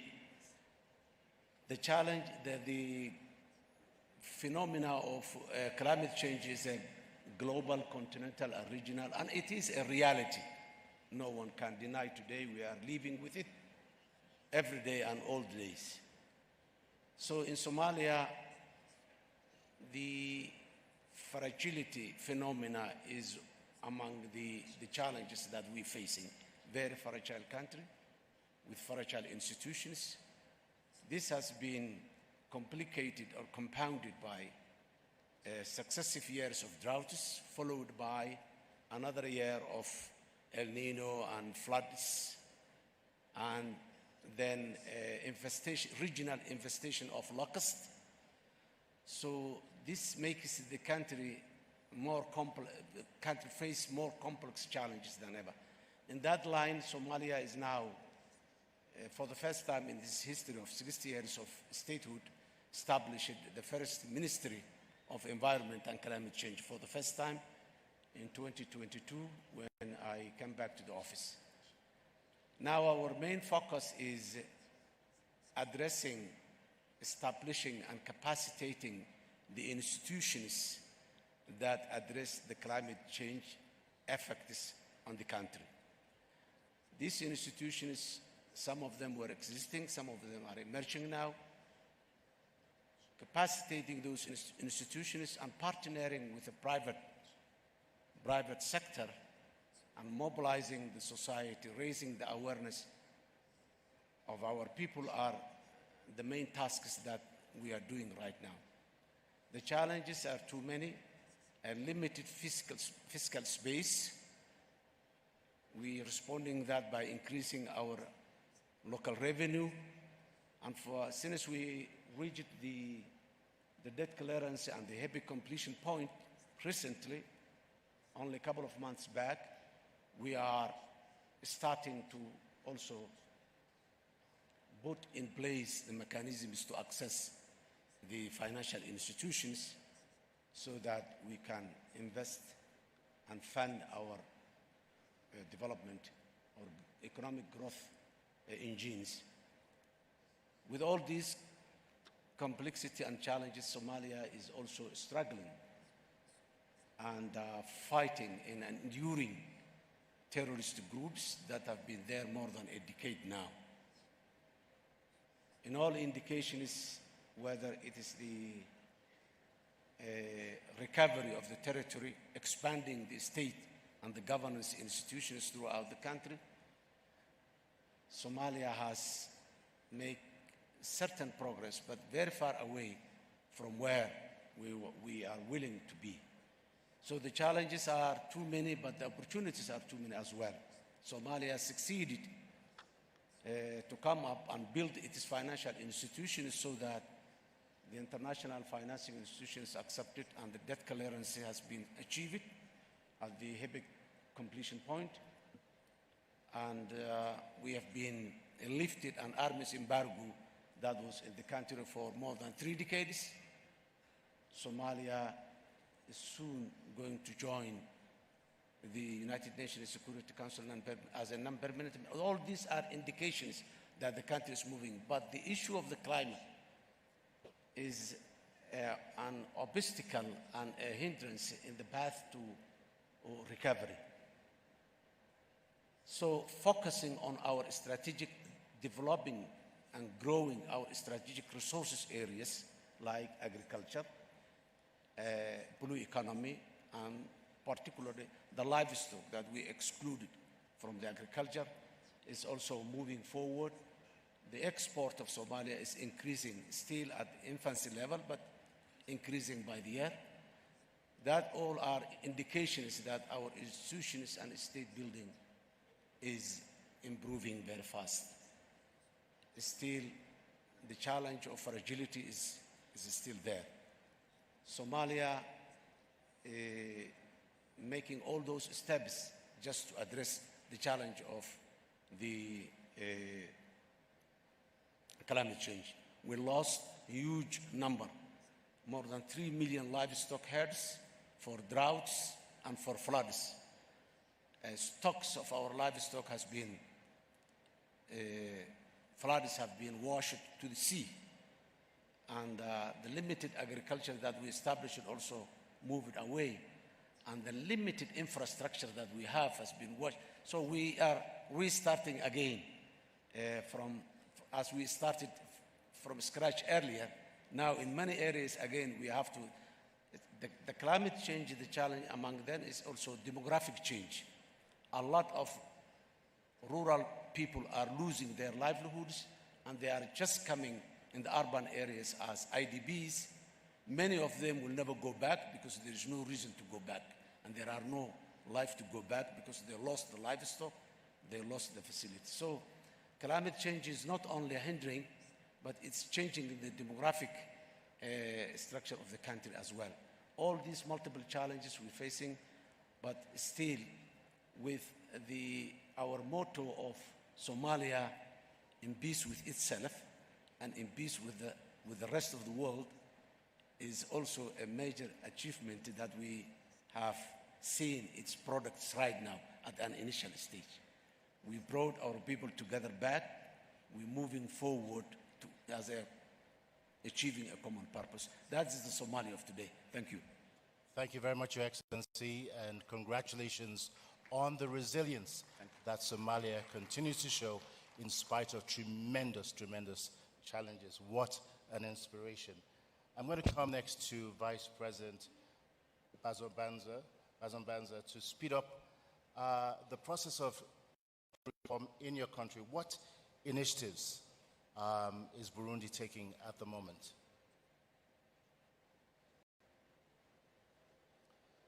Merci beaucoup, mais je commencerai aussi par présenter mes sincères remerciements au président du Kenya pour l'accueil hospitalier dont nous avons fait l'objet avec toute ma délégation, mais aussi remercier tous les chefs d'État qui ont intervenu antérieurement, ainsi que le président de la Commission de l'Union africaine pour les multiples interventions qui nous ont guidés pour pouvoir en arriver ici. Et cela étant, je voudrais d'abord vous dire que le Burundi, dans la vision qui est même tracée dans le cadre des activités de la Banque africaine de développement, et selon l'agenda 2063, les priorités qui sont reprises comme activité principale par la Banque le sont également pour la République du Burundi, parce que nous avons tracé un objectif de croissance vers un pays émergent pour l'année 2040 et un pays développé à l'horizon 2060. Et bien entendu, nous essayons de nous inscrire dans les 10 premières, les 7 objectifs que s'est tracé d'ailleurs l'Afrique comme bailleur principal, et où nous voulons que l'Afrique soit prospère avec une croissance inclusive et dans le développement durable. Nous voulions que l'Afrique comme le Burundi soit un pays dans un continent intégré, uni sur le plan politique et ancré dans les idéaux du panafricanisme et la vision de la Renaissance africaine, une Afrique de bonne gouvernance, de démocratie, de respect des droits de l'homme, de justice et d'état de droit, une Afrique vivant dans la paix, dans la sécurité, une Afrique dont le développement est axé sur les populations et qui s'appuie sur le potentiel de ces populations, notamment celles des femmes et des jeunes qui se soucient du bien-être des enfants. Une Afrique qui agit en tant qu'acteur et partenaire fort, uni et influent sur la scène mondiale. Mais aussi, la transformation de l'Afrique et la réforme de l'architecture financière mondiale sont étroitement liées. Ici, je voudrais m'en revenir à développer comment nous sommes en train de lutter contre les défis économiques de développement qui se pointent devant le pays. Et le Burundi ici fait face à des défis économiques importants, notamment une dépendance à l'égard de l'agriculture, une infrastructure encore limitée, avec des initiatives de développement soutenues par la Banque africaine de développement et d'autres partenaires au développement qui sont cruciaux pour stimuler la croissance économique et réduire la pauvreté. Et nous devrions aussi noter la participation à la BAD et à d'autres initiatives régionales. Et ici, le Burundi, comme membre de la Banque africaine de développement, participe à ces programmes et initiatives de développement. Mais il pourrait également être impliqué dans d'autres initiatives de développement visant à renforcer l'intégration économique et le développement en Afrique de l'Est.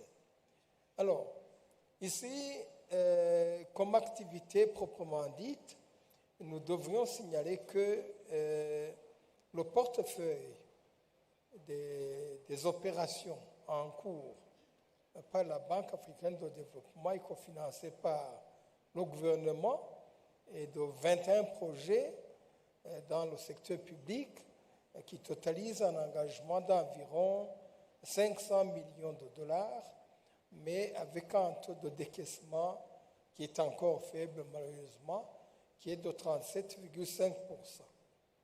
Et la répartition sectorielle du portefeuille indique une prédominance des infrastructures parce qu'ils représentent 76%, dont 47% pour le transport et 37% pour l'énergie, suivi par l'agriculture à hauteur de 9%, du social à 6%, de la gouvernance à 0,5% et les finances à 0,9%. Le portefeuille du secteur public national comprend, lui, 12 projets pour un montant d'un engagement d'à peu près 114 millions d'unités de compte, avec un taux de décaissement qui se situe à hauteur de 44%. Par ailleurs, le portefeuille du secteur public régional comporte 8 projets multinationaux d'un montant d'à peu près 260 millions d'unités de compte pour un taux de décaissement de 33%. Et ces projets régionaux visent à renforcer la connectivité entre le Burundi et d'autres pays de la sous-région d'Afrique de l'Est, d'Afrique centrale et du Sud, notamment les pays frontaliers comme la Tanzanie, le Rwanda, la RDC et au-delà jusqu'en Zambie. Et au niveau du secteur privé, le portefeuille comprend pratiquement une seule opération, à savoir le projet de facilité de garantie des transactions commerciales de la Banque commerciale du Burundi pour un montant d'à peu près 4 millions. Ici, je dois améliorer qu'il y a une nette amélioration qui s'observe au niveau des indicateurs du portefeuille parce que les taux, comme je l'ai dit, décaissement encore faibles vont quand même en s'améliorant d'année en année. Thank you, Mr. Vice President. I know that there's a lot that is taking place in your country, lots of transformations, but just because of the limitations of time, we do have to move on to our next panelist. I'm getting a signal in my earpiece, so I do have to come to His Excellency President Joachim Chissano for the next question, and we'll provide very short comments to close out this round. Unfortunately, we've run out of time. President Chissano, you've played a globally recognized and acknowledged and much appreciated role in championing debt arrears clearance for countries facing debt challenges on the continent.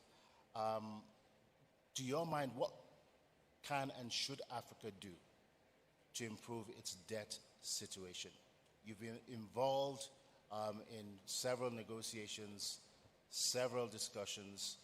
If you wouldn't mind sharing your experiences with us, that would be much appreciated. Thank you, Excellency.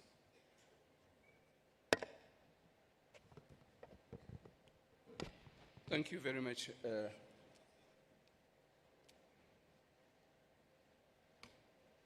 I would like to start from where I thought I would end, if we had time, is to say that the ADB has to be congratulated. As far as what regards Mozambique, is for what they have done since 1977, when we established partnership. At that time, the other institutions were more powerful, were shy, were shying away from us. And there were many reasons why. It's because we never had stability in the country after independence proclamation in 1975. And and also there was this Cold War, but ADB came and became our partner, reliable partner. And I congratulate ADB also because of what they have done for Africa in general. And at present, we see the role played by President Adesina, who is my younger brother. And he has been delivering, and he shows us that he knows Africa, and not only him, but also with his team working in different countries, the example of my country. So I would like to take this opportunity to say congratulations, but we are celebrating 60 years of ADB, and it was not always additional. I don't know, were you born? 60 years, yes.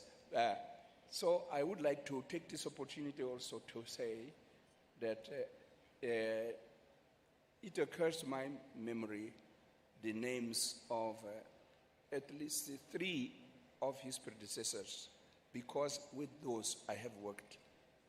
And so I think that it's worth evoking their names here.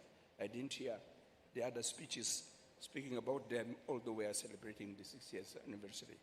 I refer to late Babakan Jai. Babakan Jai is one of those with whom we worked closely to reconstruct the country and to construct the country in Mozambique. And then I would mention the name of the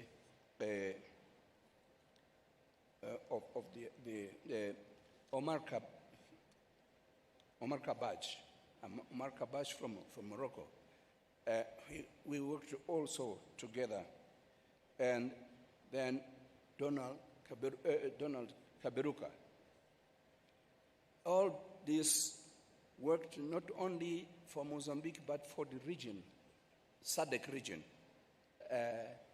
And at that time, we were having this spirit of collaboration, and infrastructure were mentioned here by President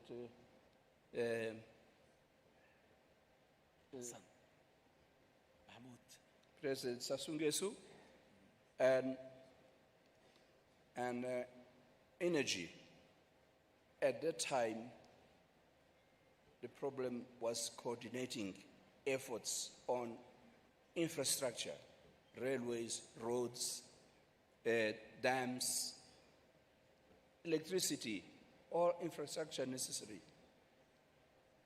So this is not a new theme. He referred to Inga. It was not a new theme of those days. But what was missing there was this engine to make things happen. So what I could advise is to the ADB to be that engine to make things happen.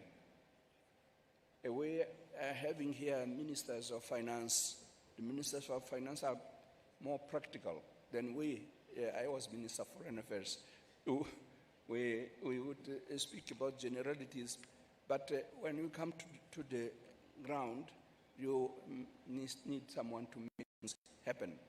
So the ideas which we heard here start from far beyond, like when we joined the United Nations in 1975. What I found there was the discussion about a new economic order. And that idea of a new economic order vanished, I don't know why. But the new economic order is still valid for today. What we're discussing here is a new economic order, because we're speaking about reform of structures. So if I'm running away from your question, you may. That's okay, Your Excellency. I think you're doing very, very well. Just ending on a positive note here. The question related to the role that you've played on the continent and to challenge this problem of debt. Yes. Yeah. Well, debts are committed when you don't have money and you look for money in order to do something and to produce money. And so this is what is missing, because we go and have a debt and we come and then we go and have a debt because we don't know how to put the money to a good value. And I think that the ADB should be that bank of Africa. We have now an African Union. The idea of the Bank of Africa came from even before OAU. It was one of the things which should be done. But when the ADB was created, I think that we did not look at it as the Bank of Africa. We thought that it was just a bank to serve Africa. No, this is our bank, it's the Bank of Africa. And so we have to have ways of using this bank even to help the fragile states so that they have institutions which work, which can create jobs, so that we have the productivity, so that the little money we have, it multiplies, so that we don't have to incur into debts all the time. So Mozambique is one of the countries which was forgiven. The debt was forgiven in my time when I was acting head of state, and forgiven.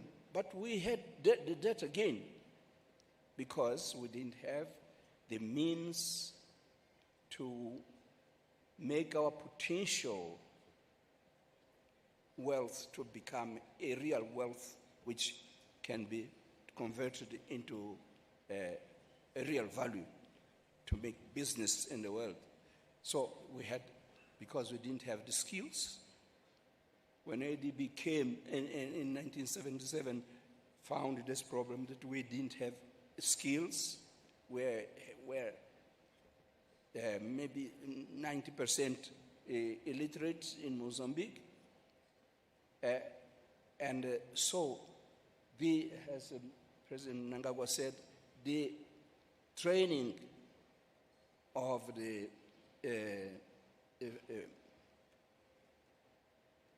of people so that they have know-how to transform our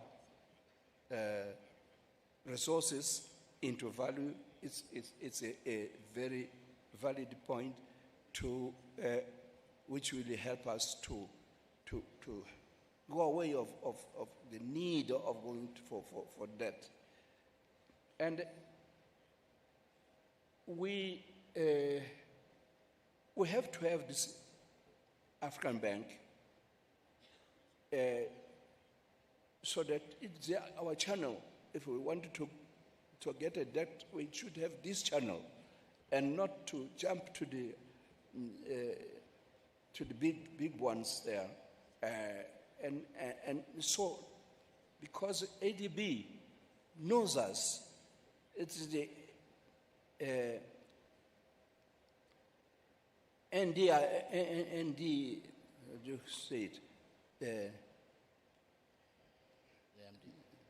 ADN, the ADN of ADB is the ADN of Africa, of the African Union, and so on. So they know. So they are there to help to resolve the problems, and this is what the bank should not be shy to go and help us in each country to do things the right way, so that we come out with big figures, as they were announced here by President Ruto and by Dadesina himself. So in each country, we should have what is called in generic terms, good governance, also in the field of economy. And this, I think that it is also the role of the bank. But to finalize, the bank will not do anything successful if we continue to have many voices in Africa. We are saying that we want to have a voice in the international arena, but that voice is there in Africa? Are we speaking the same voice? It's a question we have to ask ourselves all the time. Are we speaking with one voice? As we are here with the ministers of finance, maybe we are trying to speak the same voice. But if we go to another forum, are we going to speak the same voice when we go to the United Nations? When we go to Europe? So we need to have one voice so that ADB knows what to do, because they can have the leverage. They can bring more partners, their connections. Additional is a very good in that. But I think that all the others were good to create new partnerships. And so this is what I can tell you, that this would do away with this problem of the debt, because we would be ourselves doing ourselves to improve on the development of our resources so that they become a real wealth. Thank you very much, Mr. President. President Joachim Chissano, thank you so much for your thoughts. Distinguished presidents, unfortunately we've run out of time and we do have to go on to the next panel, but we want to thank you most sincerely. One, for gracing this occasion, for taking time out, and for your very thoughtful ideas about moving Africa's agenda forward. We do not take it lightly. We appreciate your presence here and the excellent ideas and thoughts that you have provided us with in your respective countries. We wish you all the very best as you continue to lead and transform your countries. At this note, I'd like to say a big thank you to President Sassou Nguesso, President Emerson Mnangagwa, President Hassan Mahmoud, Vice President Prosper Bazombanza, and our dear President Joachim Chissano. Thank you very much, gentlemen and Mr. Presidents. We really, really appreciate your contributions today, and we wish you all the very best. Thank you so much.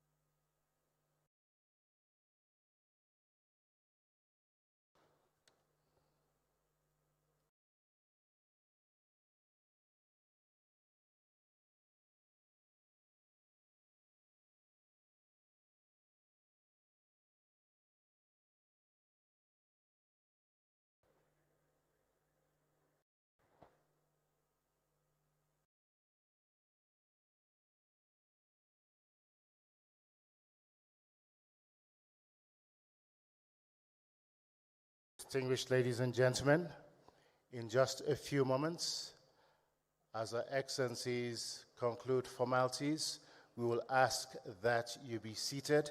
We do have a treat for you. In just a few moments, there'll be a quick turnaround.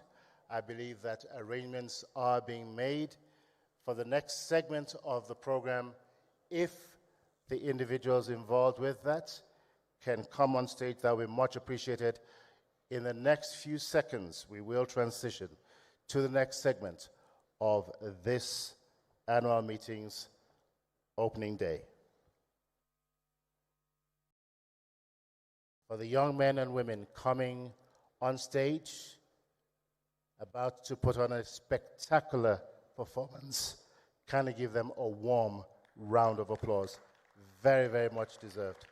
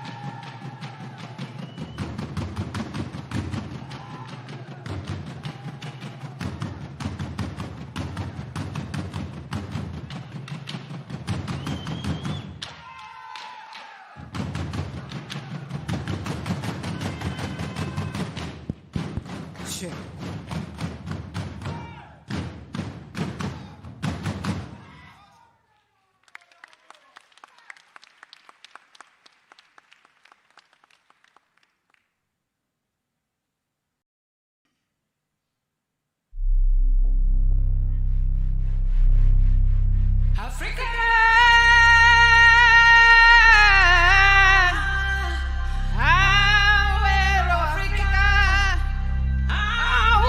Africa, manien, New Africa, Africa, manien,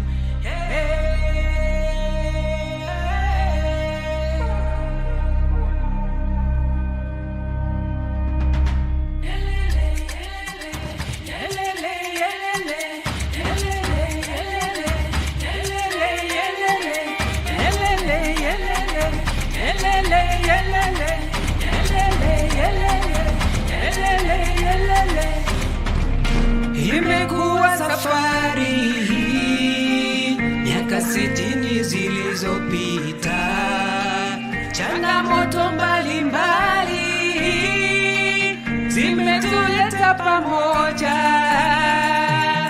transforming lives across borders, one country at a time.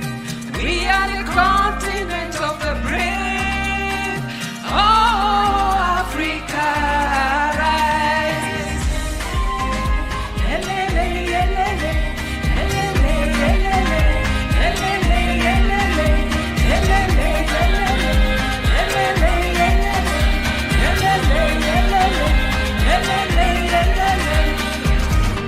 Ladies and gentlemen, Amabwana, Mesdames et Messieurs, turn your history books to page 60. Find the sentence on economic independence. Step to the past and declare your political presence. Take a walk with the ancestors, disrupt pioneers and the innovators. Remember of the hard-fought revolution, its might against the colonial dictators, and of the right to make mistakes, the right to get up to plenty of choices, economic freedom so fervently demanded, with Kwame Nkrumah as one of the leading voices. Sekta ya elimu na mazingira, sekta ya kilimo na teknolojia. From the almost black dreams of a continent rolls the Africa Development Bank, promoting the fair sharing of resources that each one of us could rise in rank. Their mission, so clear and true, to provide healthcare, provide education, to provide affordable homes, to transform lives, to eliminate poverty, to answer freedom's call. In the words of President Adesina, I believe Africa will shine and fulfill its destiny. I still believe that we shall be who we are meant to be.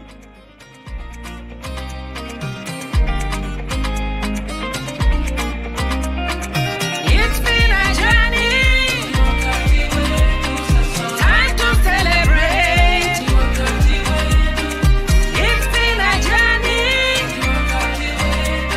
Africa celebrate.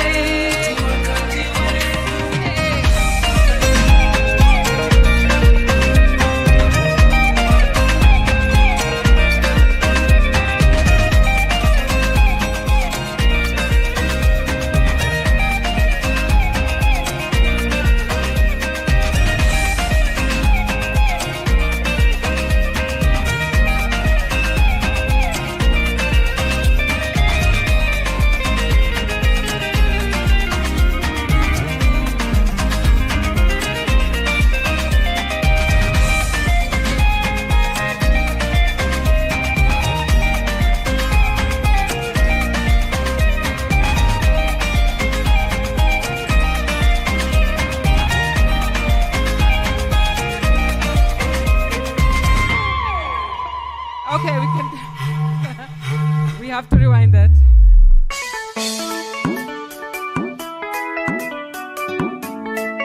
Okay.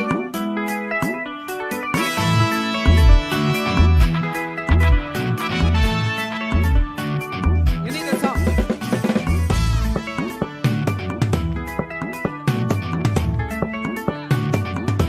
Okay.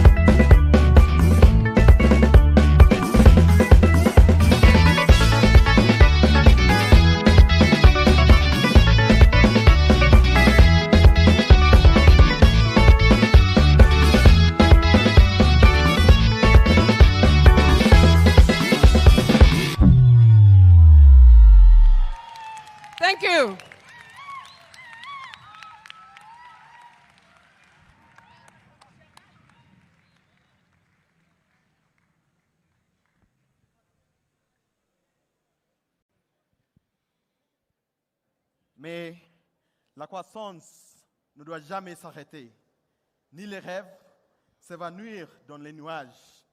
Les épreuves d'aujourd'hui exigent unité et courage.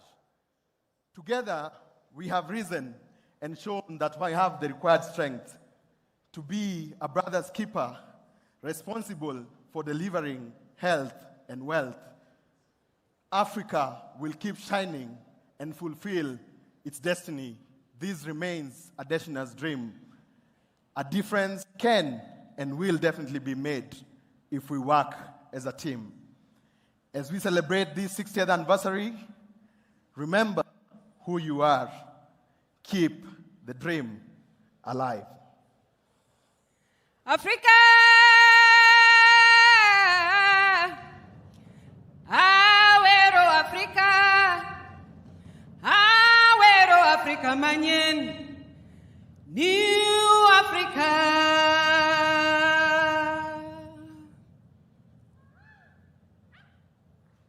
Thank you. Thank you very much. Thank you, thank you, and thank you.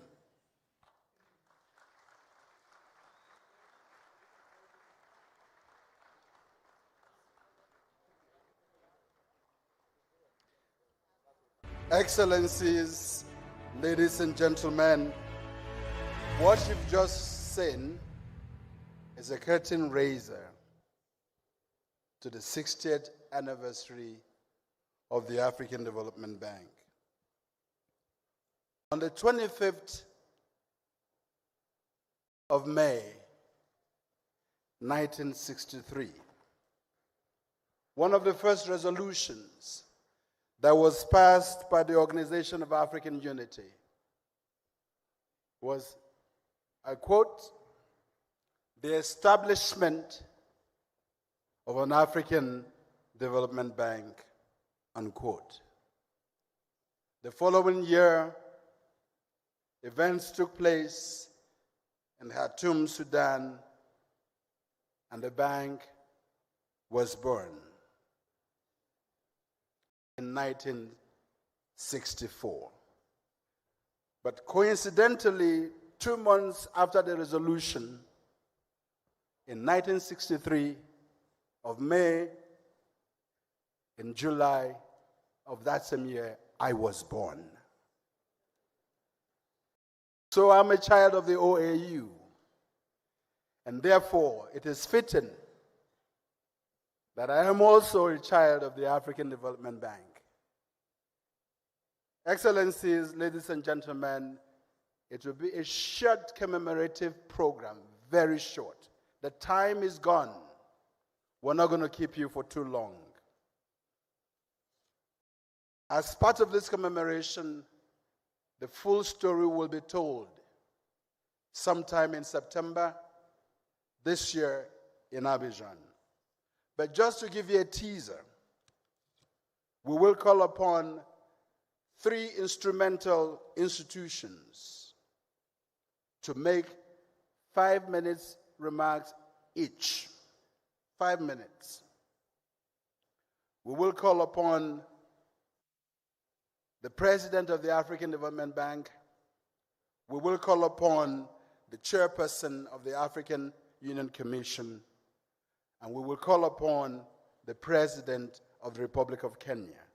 And after their statement, they will stay a little bit and we will unveil the 10-year strategy of the African Development Bank. But before we do that, there's a story that needs to be told just briefly on video. Please.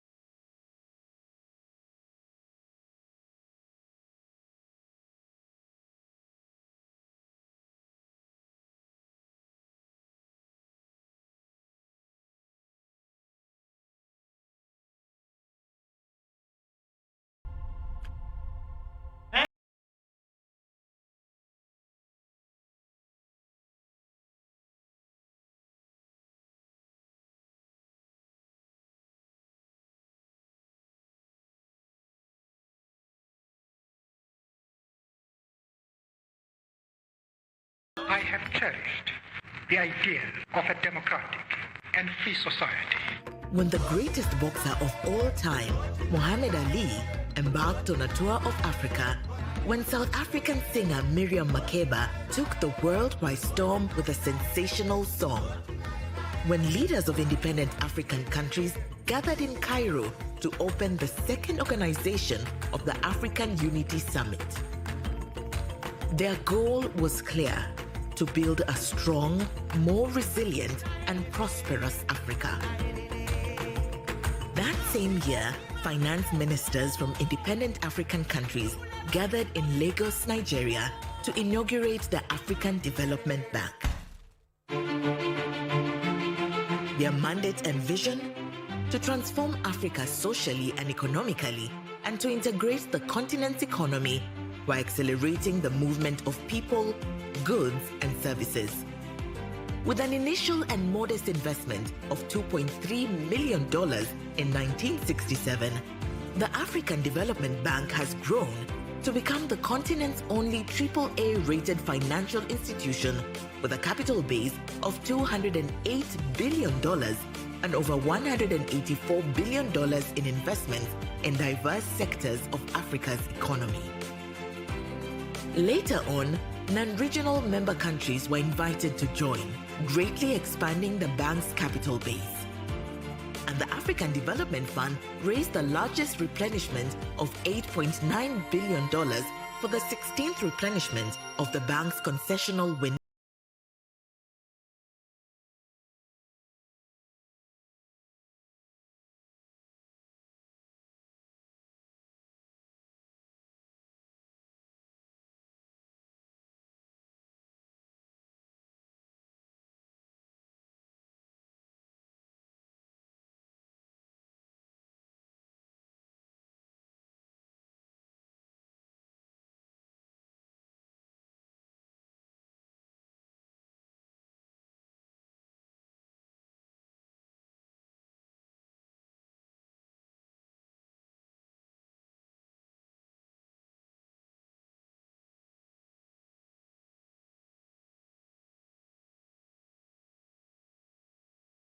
Floods, cyclones, and environmental change. Everywhere on the continent, the terrain we know best, the impact of our work and investments are evident. In cities and in the countryside, in primary schools, colleges, and universities, in agriculture, and in farms with climate-resilient crops, in healthcare through clinics and care centers, in hydro, wind, geothermal, and solar power, in water access and irrigation, in vocational training, businesses and startups, in ports, airports, roads, aviation, and rail transportation. Each day, in a world of dynamic change and challenges, we are touching the lives of millions of Africans and connecting Africa to Africa and Africa to the world. Across Africa, the impact of our high fives has been felt. In the past 7 years, Your Excellencies, the operations of the bank have impacted directly the lives of 400 million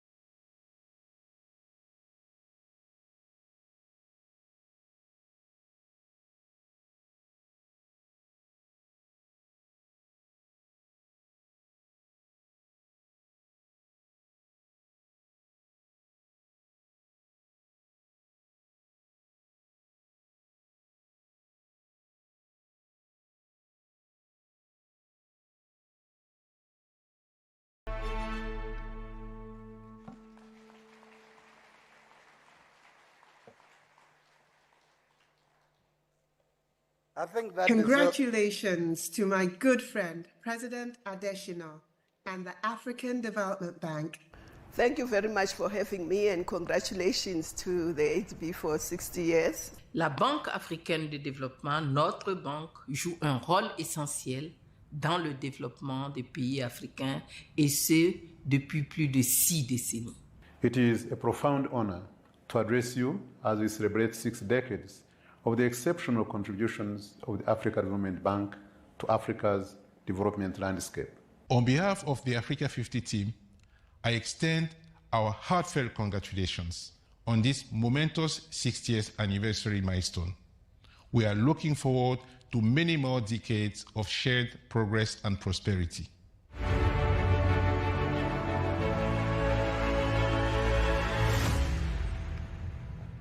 I think that deserves more applause.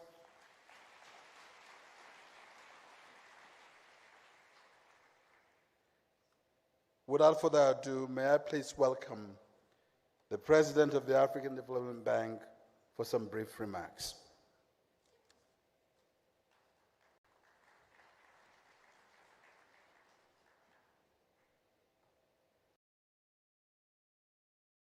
Thank you, Secretary General. Your Excellencies, heads of state and government, their governors, distinguished ladies and gentlemen, I am honored to be able to address you briefly on this auspicious occasion of the celebration of the 60th anniversary of the African Development Bank, your bank.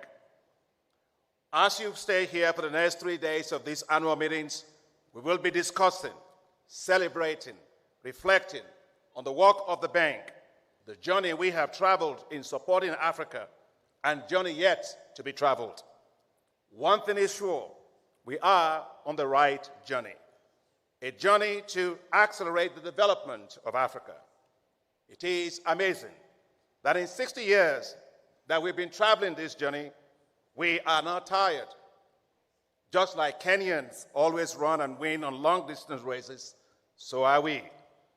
We are running to win for Africa. In 60 years, we have not diminished. In 60 years, we have grown. In 60 years, we are delivering at scale for Africa. From just the initial committee of 9 when we started, and 23 countries who signed up when we launched out, we now count 81 member countries. When the founders of the African Development Bank met in Khartoum, Sudan in 1963, they had a dream, promoting and accelerating the economic and social development of African countries.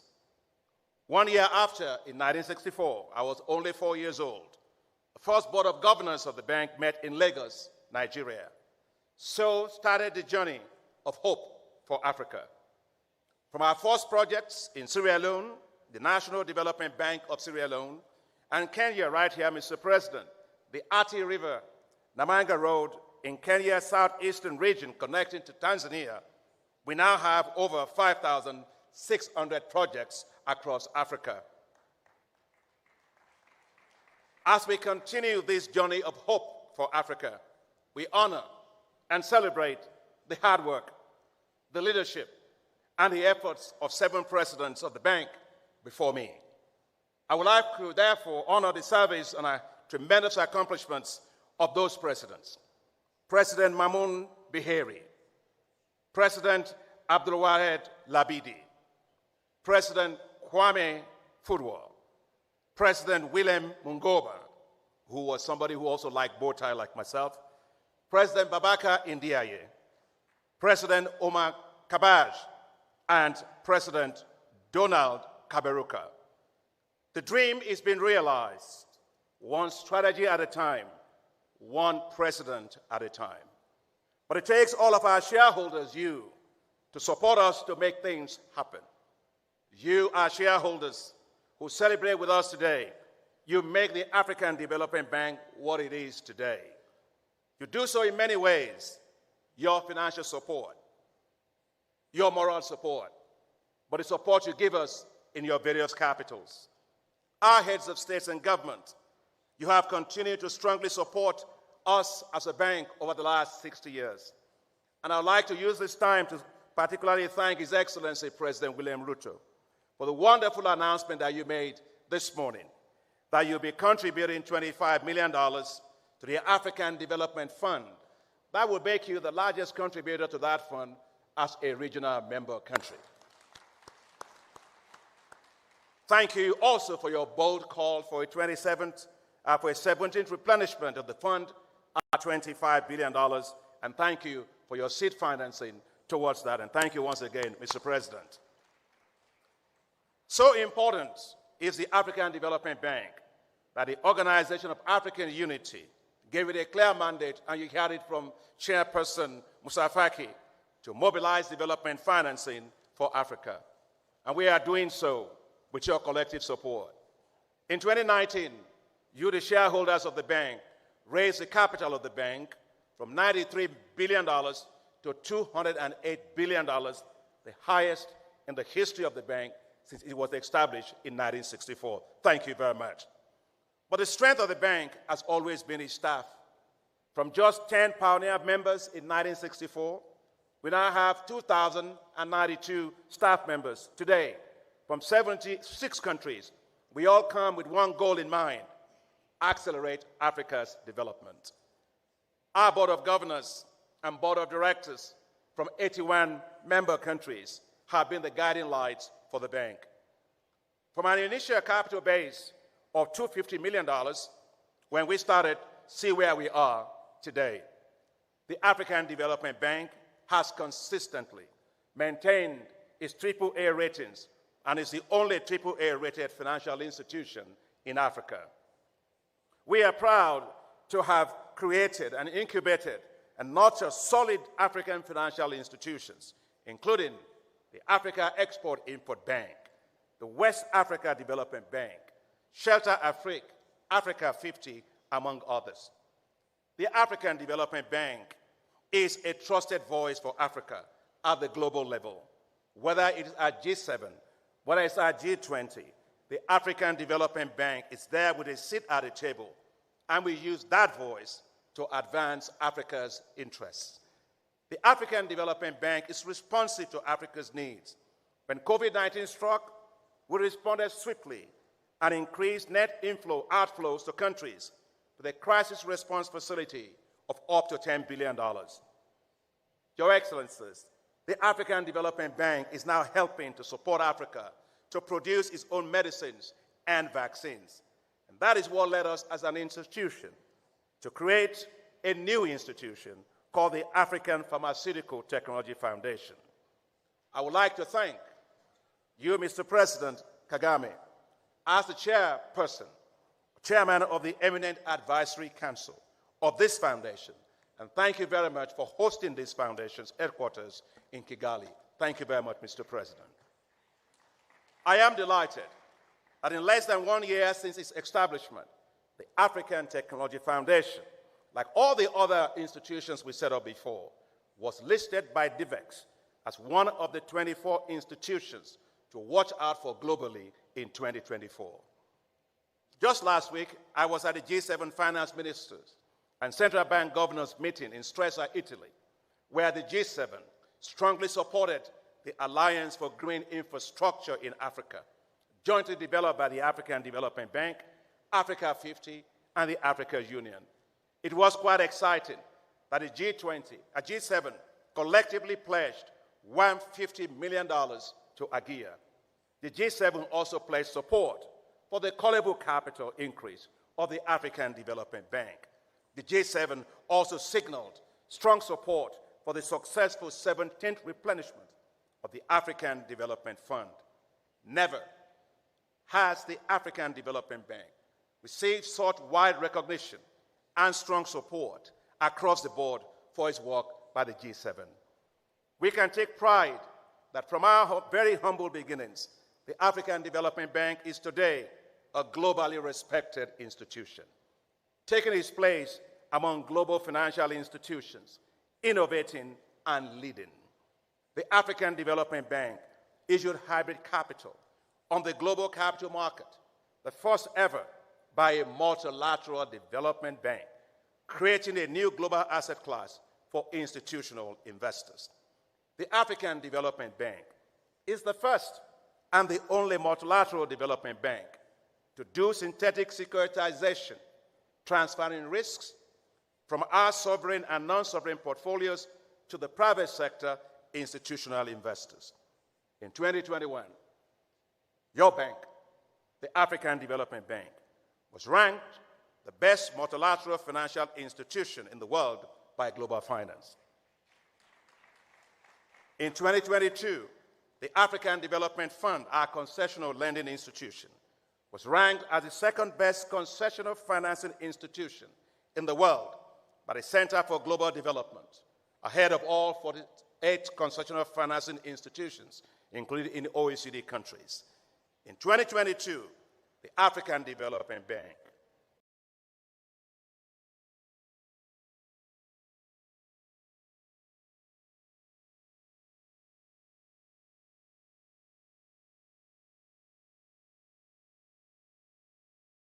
was ranked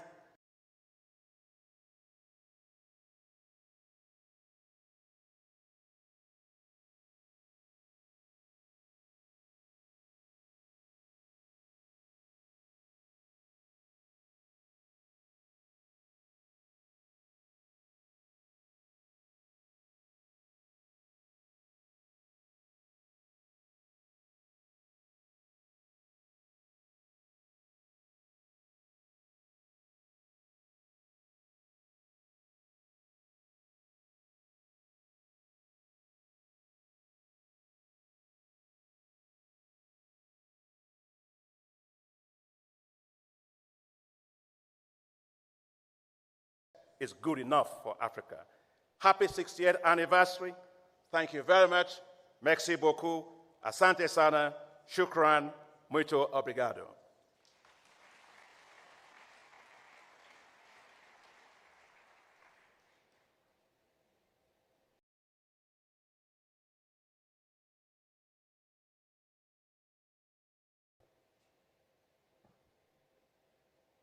Thank you, Mr. President, for your insightful statement. May I invite His Excellency, Mr. Musa Faki Mahamat, Chairperson of the African Union Commission, to make a brief statement.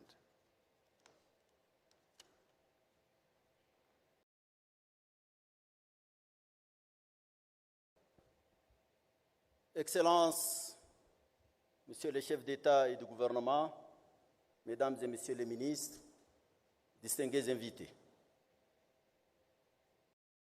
Il y a 61 ans, naissait l'Organisation de l'Unité africaine, actuellement Union africaine.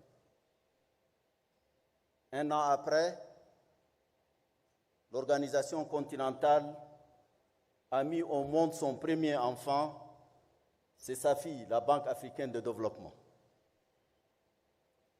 Les anniversaires sont des moments certes de réjouissance, mais aussi et surtout d'évaluation du parcours et de projections dans l'avenir. La Banque africaine du développement a fait un excellent travail pour l'Afrique durant les 6 décennies passées. Son portefeuille dans chacun des États membres est fort consistant. L'Union africaine, vous le savez, s'est donnée à l'occasion de son 50e anniversaire en 2013 l'agenda 2063, qui peut se résumer dans le triptyque une Afrique intégrée, une Afrique prospère et une Afrique en paix.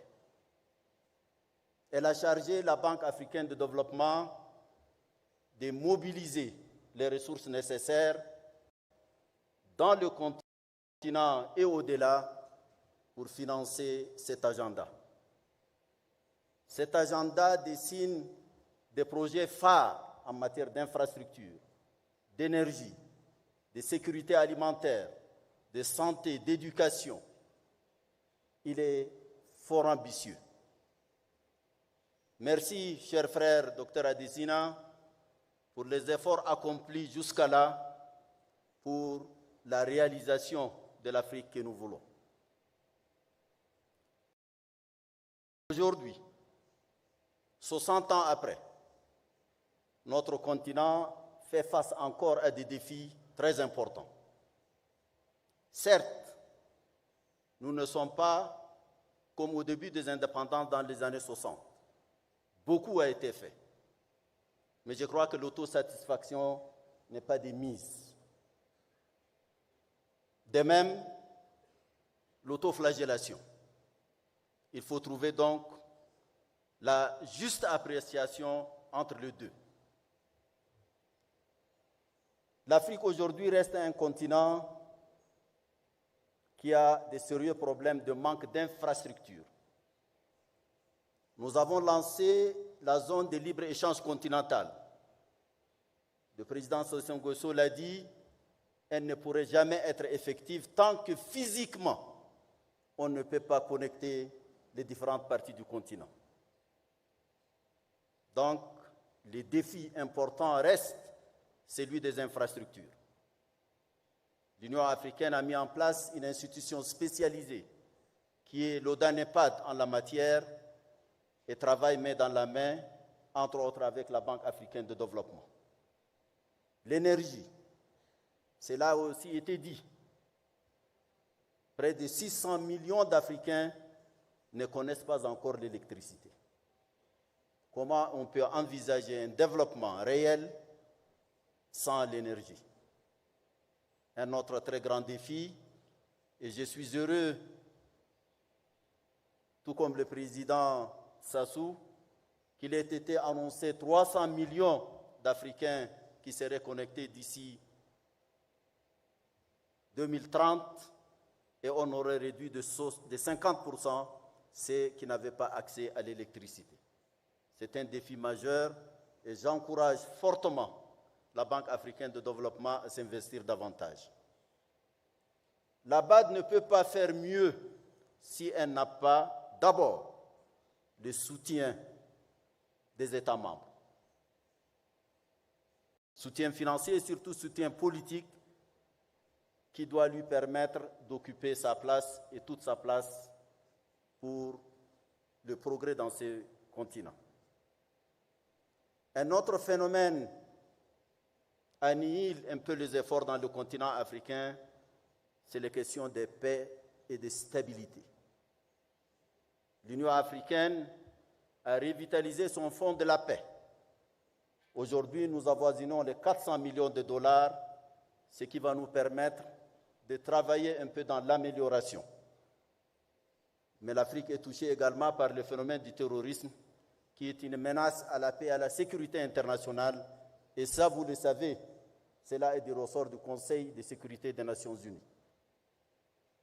Heureusement qu'il y a l'année dernière une résolution qui s'engage à financer 75% des opérations de paix menées par l'Union africaine, notamment dans la lutte contre le terrorisme dans le continent africain. Il reste 25% des gaps à trouver également pour financer à 100% la paix et la stabilité dans le continent africain. Je souhaite, et la BAD a déjà commencé à le faire, à penser au financement de la sécurité. Si on n'a pas la sécurité, on n'a pas l'instabilité, eh bien, nous n'allons jamais améliorer notre notation, et c'est là, vous les professionnels, vous le savez très bien, sur les narratifs et sur la situation donc, de notre continent. C'est un défi majeur sur lequel il faut absolument réfléchir. L'Union africaine est en pleine réforme. Je remercie le président Kagame et le président Ruto qui, de concert avec la Commission, mènent cette très difficile réforme. Nous avons là également accompli des progrès, mais il n'en demeure pas moins. Et je l'ai dit avec beaucoup de regrets, il manque encore suffisamment de volonté politique au niveau de nos États pour pousser, parce qu'il faut parler d'une seule voix, ce qui n'est malheureusement pas encore le cas dans différentes situations. L'Afrique, l'Union africaine, la Banque africaine de développement ne peuvent porter le rêve de ce continent qu'en étant unis, intégrés et parlant d'une seule voix. Dans un monde qui, vous le savez, est en plein bouleversement. Et pour avoir droit au chapitre, il faut partir unis. Donc l'intégration, la prospérité est intimement liée et à l'intégration de nos économies et à la stabilité et à la paix. Il nous faut donc des efforts importants à accomplir. On peut compter sur le génie des peuples africains, sur le dynamisme de sa jeunesse, de la majorité de sa population que sont les femmes, et ils interpellent le leadership africain sur la nécessité de se concentrer, d'améliorer la gouvernance politique et économique dans notre continent pour nous donner les meilleurs moyens pour soutenir nos actions pour l'Afrique que nous voulons. Bon anniversaire pour la BAD et je vous remercie.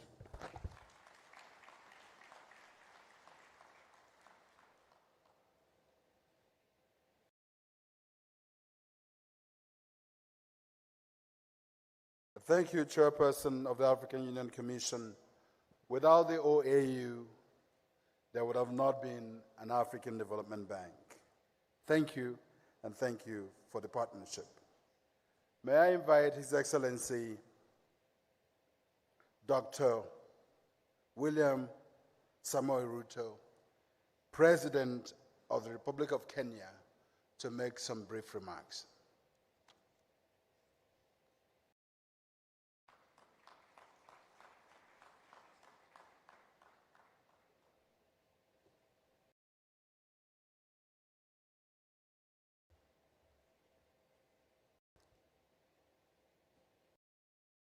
Your Excellencies, distinguished ladies and gentlemen, indulge me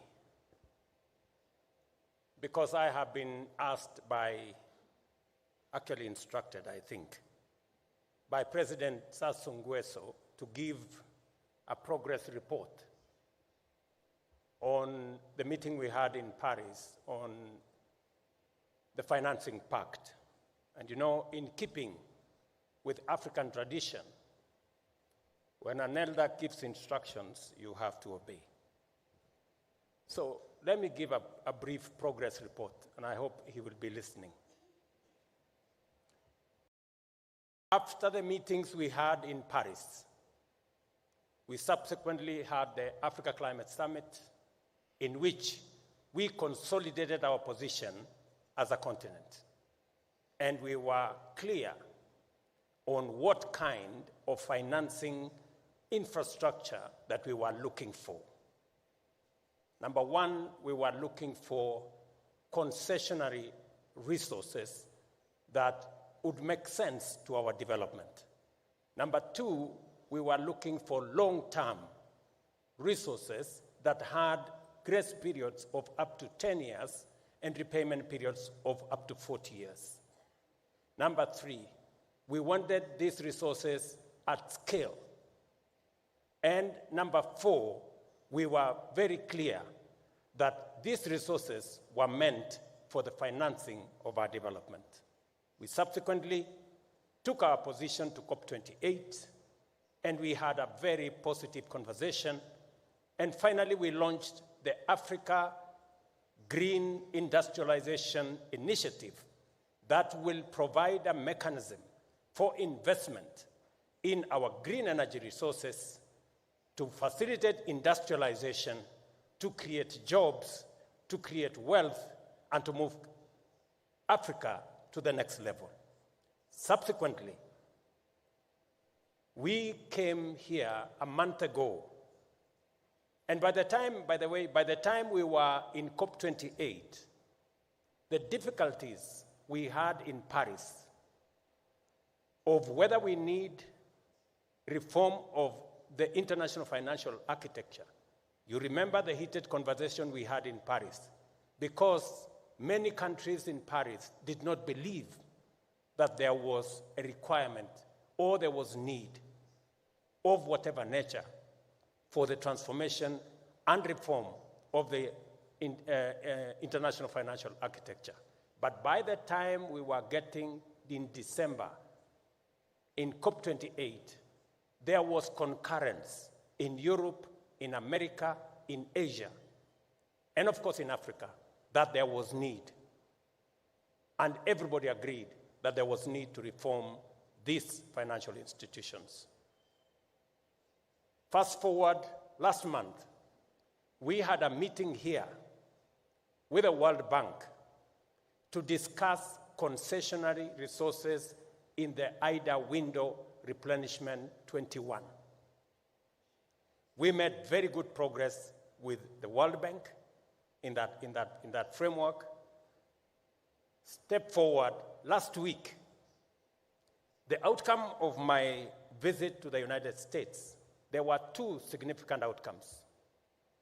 Outcome number one is investment of $1 billion for the first data center powered by green energy in Kenya. And number two, after extensive consultations with President Biden, and because he confirmed to me that he believed in the transformation of Africa and he wanted to support, because of the conversations we had, you remember, at the Africa Leaders Summit in America last year.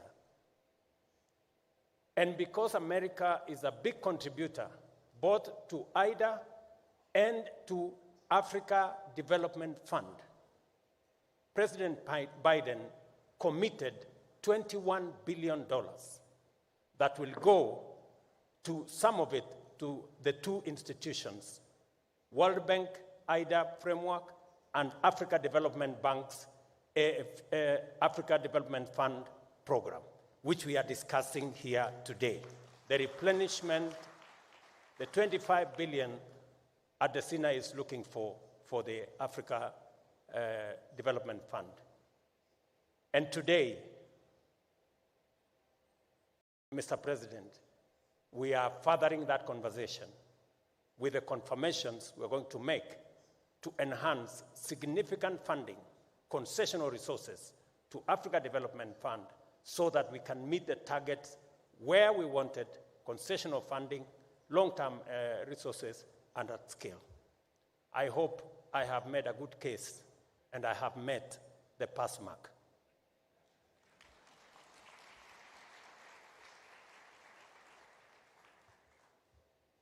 Your Excellencies, I acknowledge the insightful remarks you have made on Africa's prospects. Your words underline the critical need to match our continent's immense potential with corresponding concessional financing and action.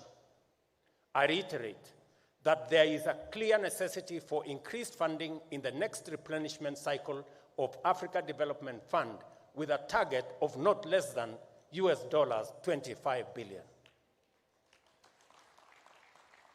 Looking ahead, the Africa Development Bank will be central in addressing Africa's challenges by financing climate change mitigation, adaptation, green industrialization, and closing the infrastructure gap in rail, in road networks, internet broadband, energy, and the development of our ports.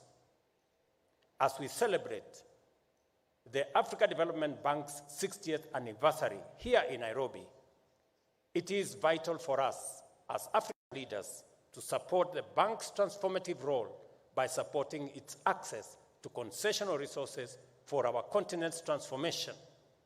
Additionally, it is time, as I said, to support an African-created rating agency that will provide accurate and fair assessment of Africa's economic realities and status.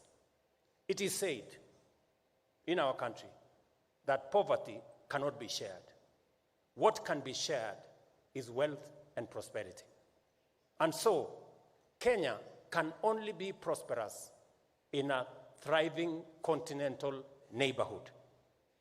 That is why last week, as an engaged the American government, 60% of the time I spent prosecuting Africa's agenda, and 40% of the time I spent pushing Kenya's agenda, because I understand that there cannot be a prosperous Kenya without a thriving Africa. And therefore, I want to state without fear of any contradiction that the progress and transformation of Kenya is intertwined with that of Africa. Kenya is honored to host this meeting, and we take the boards and management of the two institutions, we thank them for this privilege. I have already requested that after hosting Africa Development Bank's annual meeting 30 years ago in 1994, and again today in 2024, it would be fair and fitting for Kenya to host again in 2054.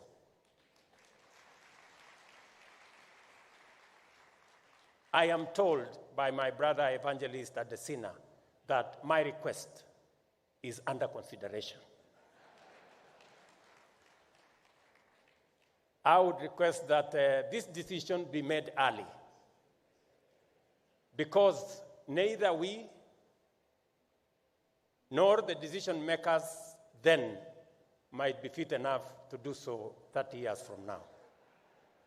Once again, I welcome you all to Nairobi and Kenya and wish you fruitful deliberations during this annual meeting of the African Development Bank and African Development Fund.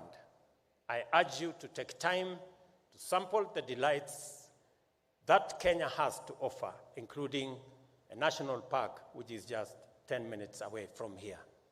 Thank you very much. Happy 60th anniversary, Africa Development Bank. Thank you.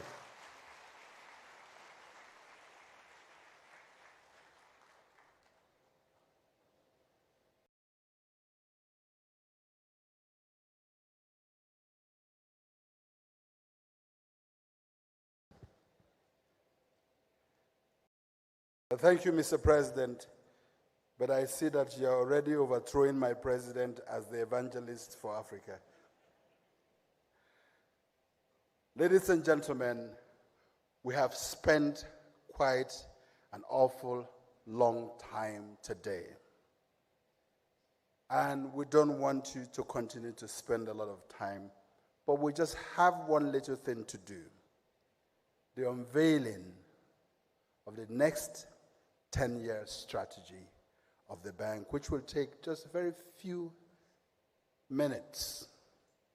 Can you please animate? And as you animate, can you please get copies ready? And I will call upon the President of the Republic. I will call upon the President of the African Development Bank. I will call upon the Chairperson of the African Union Commission and the Chairperson of the Board of Governors to please stand in the middle as they bring the copies for you to unveil. But prior to that, could you please animate?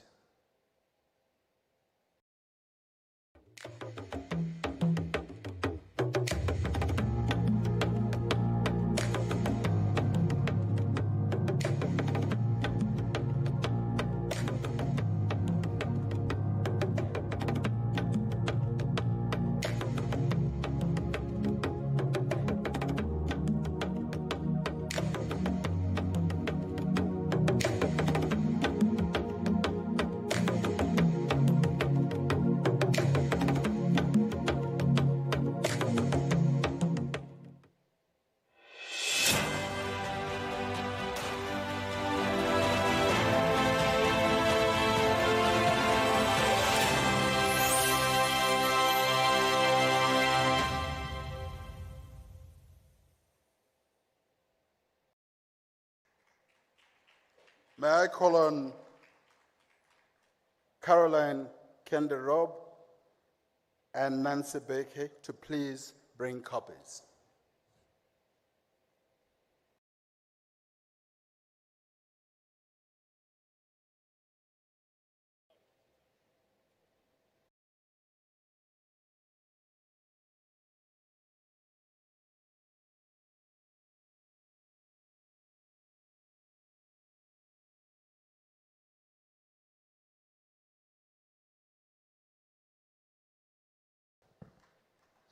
So here you have it. unveiled the next 10-year strategy of the African Development Bank Group. Governors' copies will be shared out to you. Thank you, Mr. President. Thank you, the Head of State. Thank you, Chairperson of the African Union Commission. And thank you, Chairperson of the Board of Governors.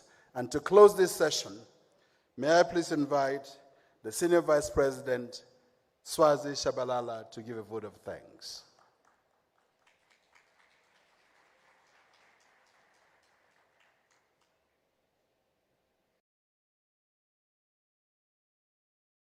Good afternoon. I'm well aware that I'm standing between you and lunch, so I will be very brief. Excellencies, distinguished guests, Chairperson of the Board of Governors of the African Development Bank, Governors of the African Development Bank, alternate Governors of the African Development Bank, Board of Directors, senior management, and hope that is everyone. I am honored to stand before you today at this auspicious occasion as we commemorate the African Development Bank's 60 years of existence in this beautiful city, the green city in the sun, Nairobi. Excellencies, ladies and gentlemen, I would like to convey our gratitude to the government and the people of Kenya for the cordial and very warm hospitality and all the measures taken to ensure the success of the 2024 annual meetings of the African Development Bank. We are greatly honored that you could be part of these celebrations today. Your bank is the realization of the dream of our illustrious forebears, that the African Development Bank would transform the continent into the Africa we want. Thank you for celebrating the journey and the remarkable achievements of our institution, even as we acknowledge the long road ahead towards prosperity and the fulfillment of Africa's aspirations. Excellencies, ladies and gentlemen, let me express on behalf of the bank our deep gratitude to the governors, executive directors, the president, the chief, what do we call you again? The chief,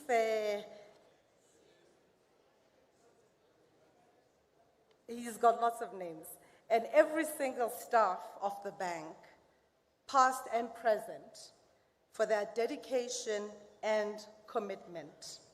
And in conclusion, it is with the utmost sincerity that we express our hope for the continued success of the African Development Bank. Thank you, merci beaucoup, obrigada, shukran, asanteni sana. Thank you. Thank you very much, SVP. Let me use this opportunity to profusely apologize to the initially planned 2 panels. But you can believe that we've had literally all the panels that we are supposed to have. And because heads of state have stayed for too long and lunch is getting cold, we'll rather transition to lunch and deeply apologize to the other 2 panels so that governors can do their work, because we still have the first sitting. So as we finish, we'll proceed for the higher level luncheon by invitation only. I'm sure you have your invitation. And may I invite my Kenyan counterpart to announce about a particular lunch that will follow also. Thank you, Secretary General. There's lunch for everybody, so don't panic. So those who are not in the high-level lunch, right next to the high-level tent, there's lunch for everybody. And why don't we give ourselves a wonderful round of applause for being patient and staying till this time. And with that, I will request that we all be upstanding. We're going to have The two anthems again, we'll start with the African Union anthem and then finish with the Kenyan anthem. And after that, we'll kindly request that we remain standing as we allow the heads of state to exit towards the high-level lunch. Then the rest of us will be guided. For now, we start with the African Union African Union anthem.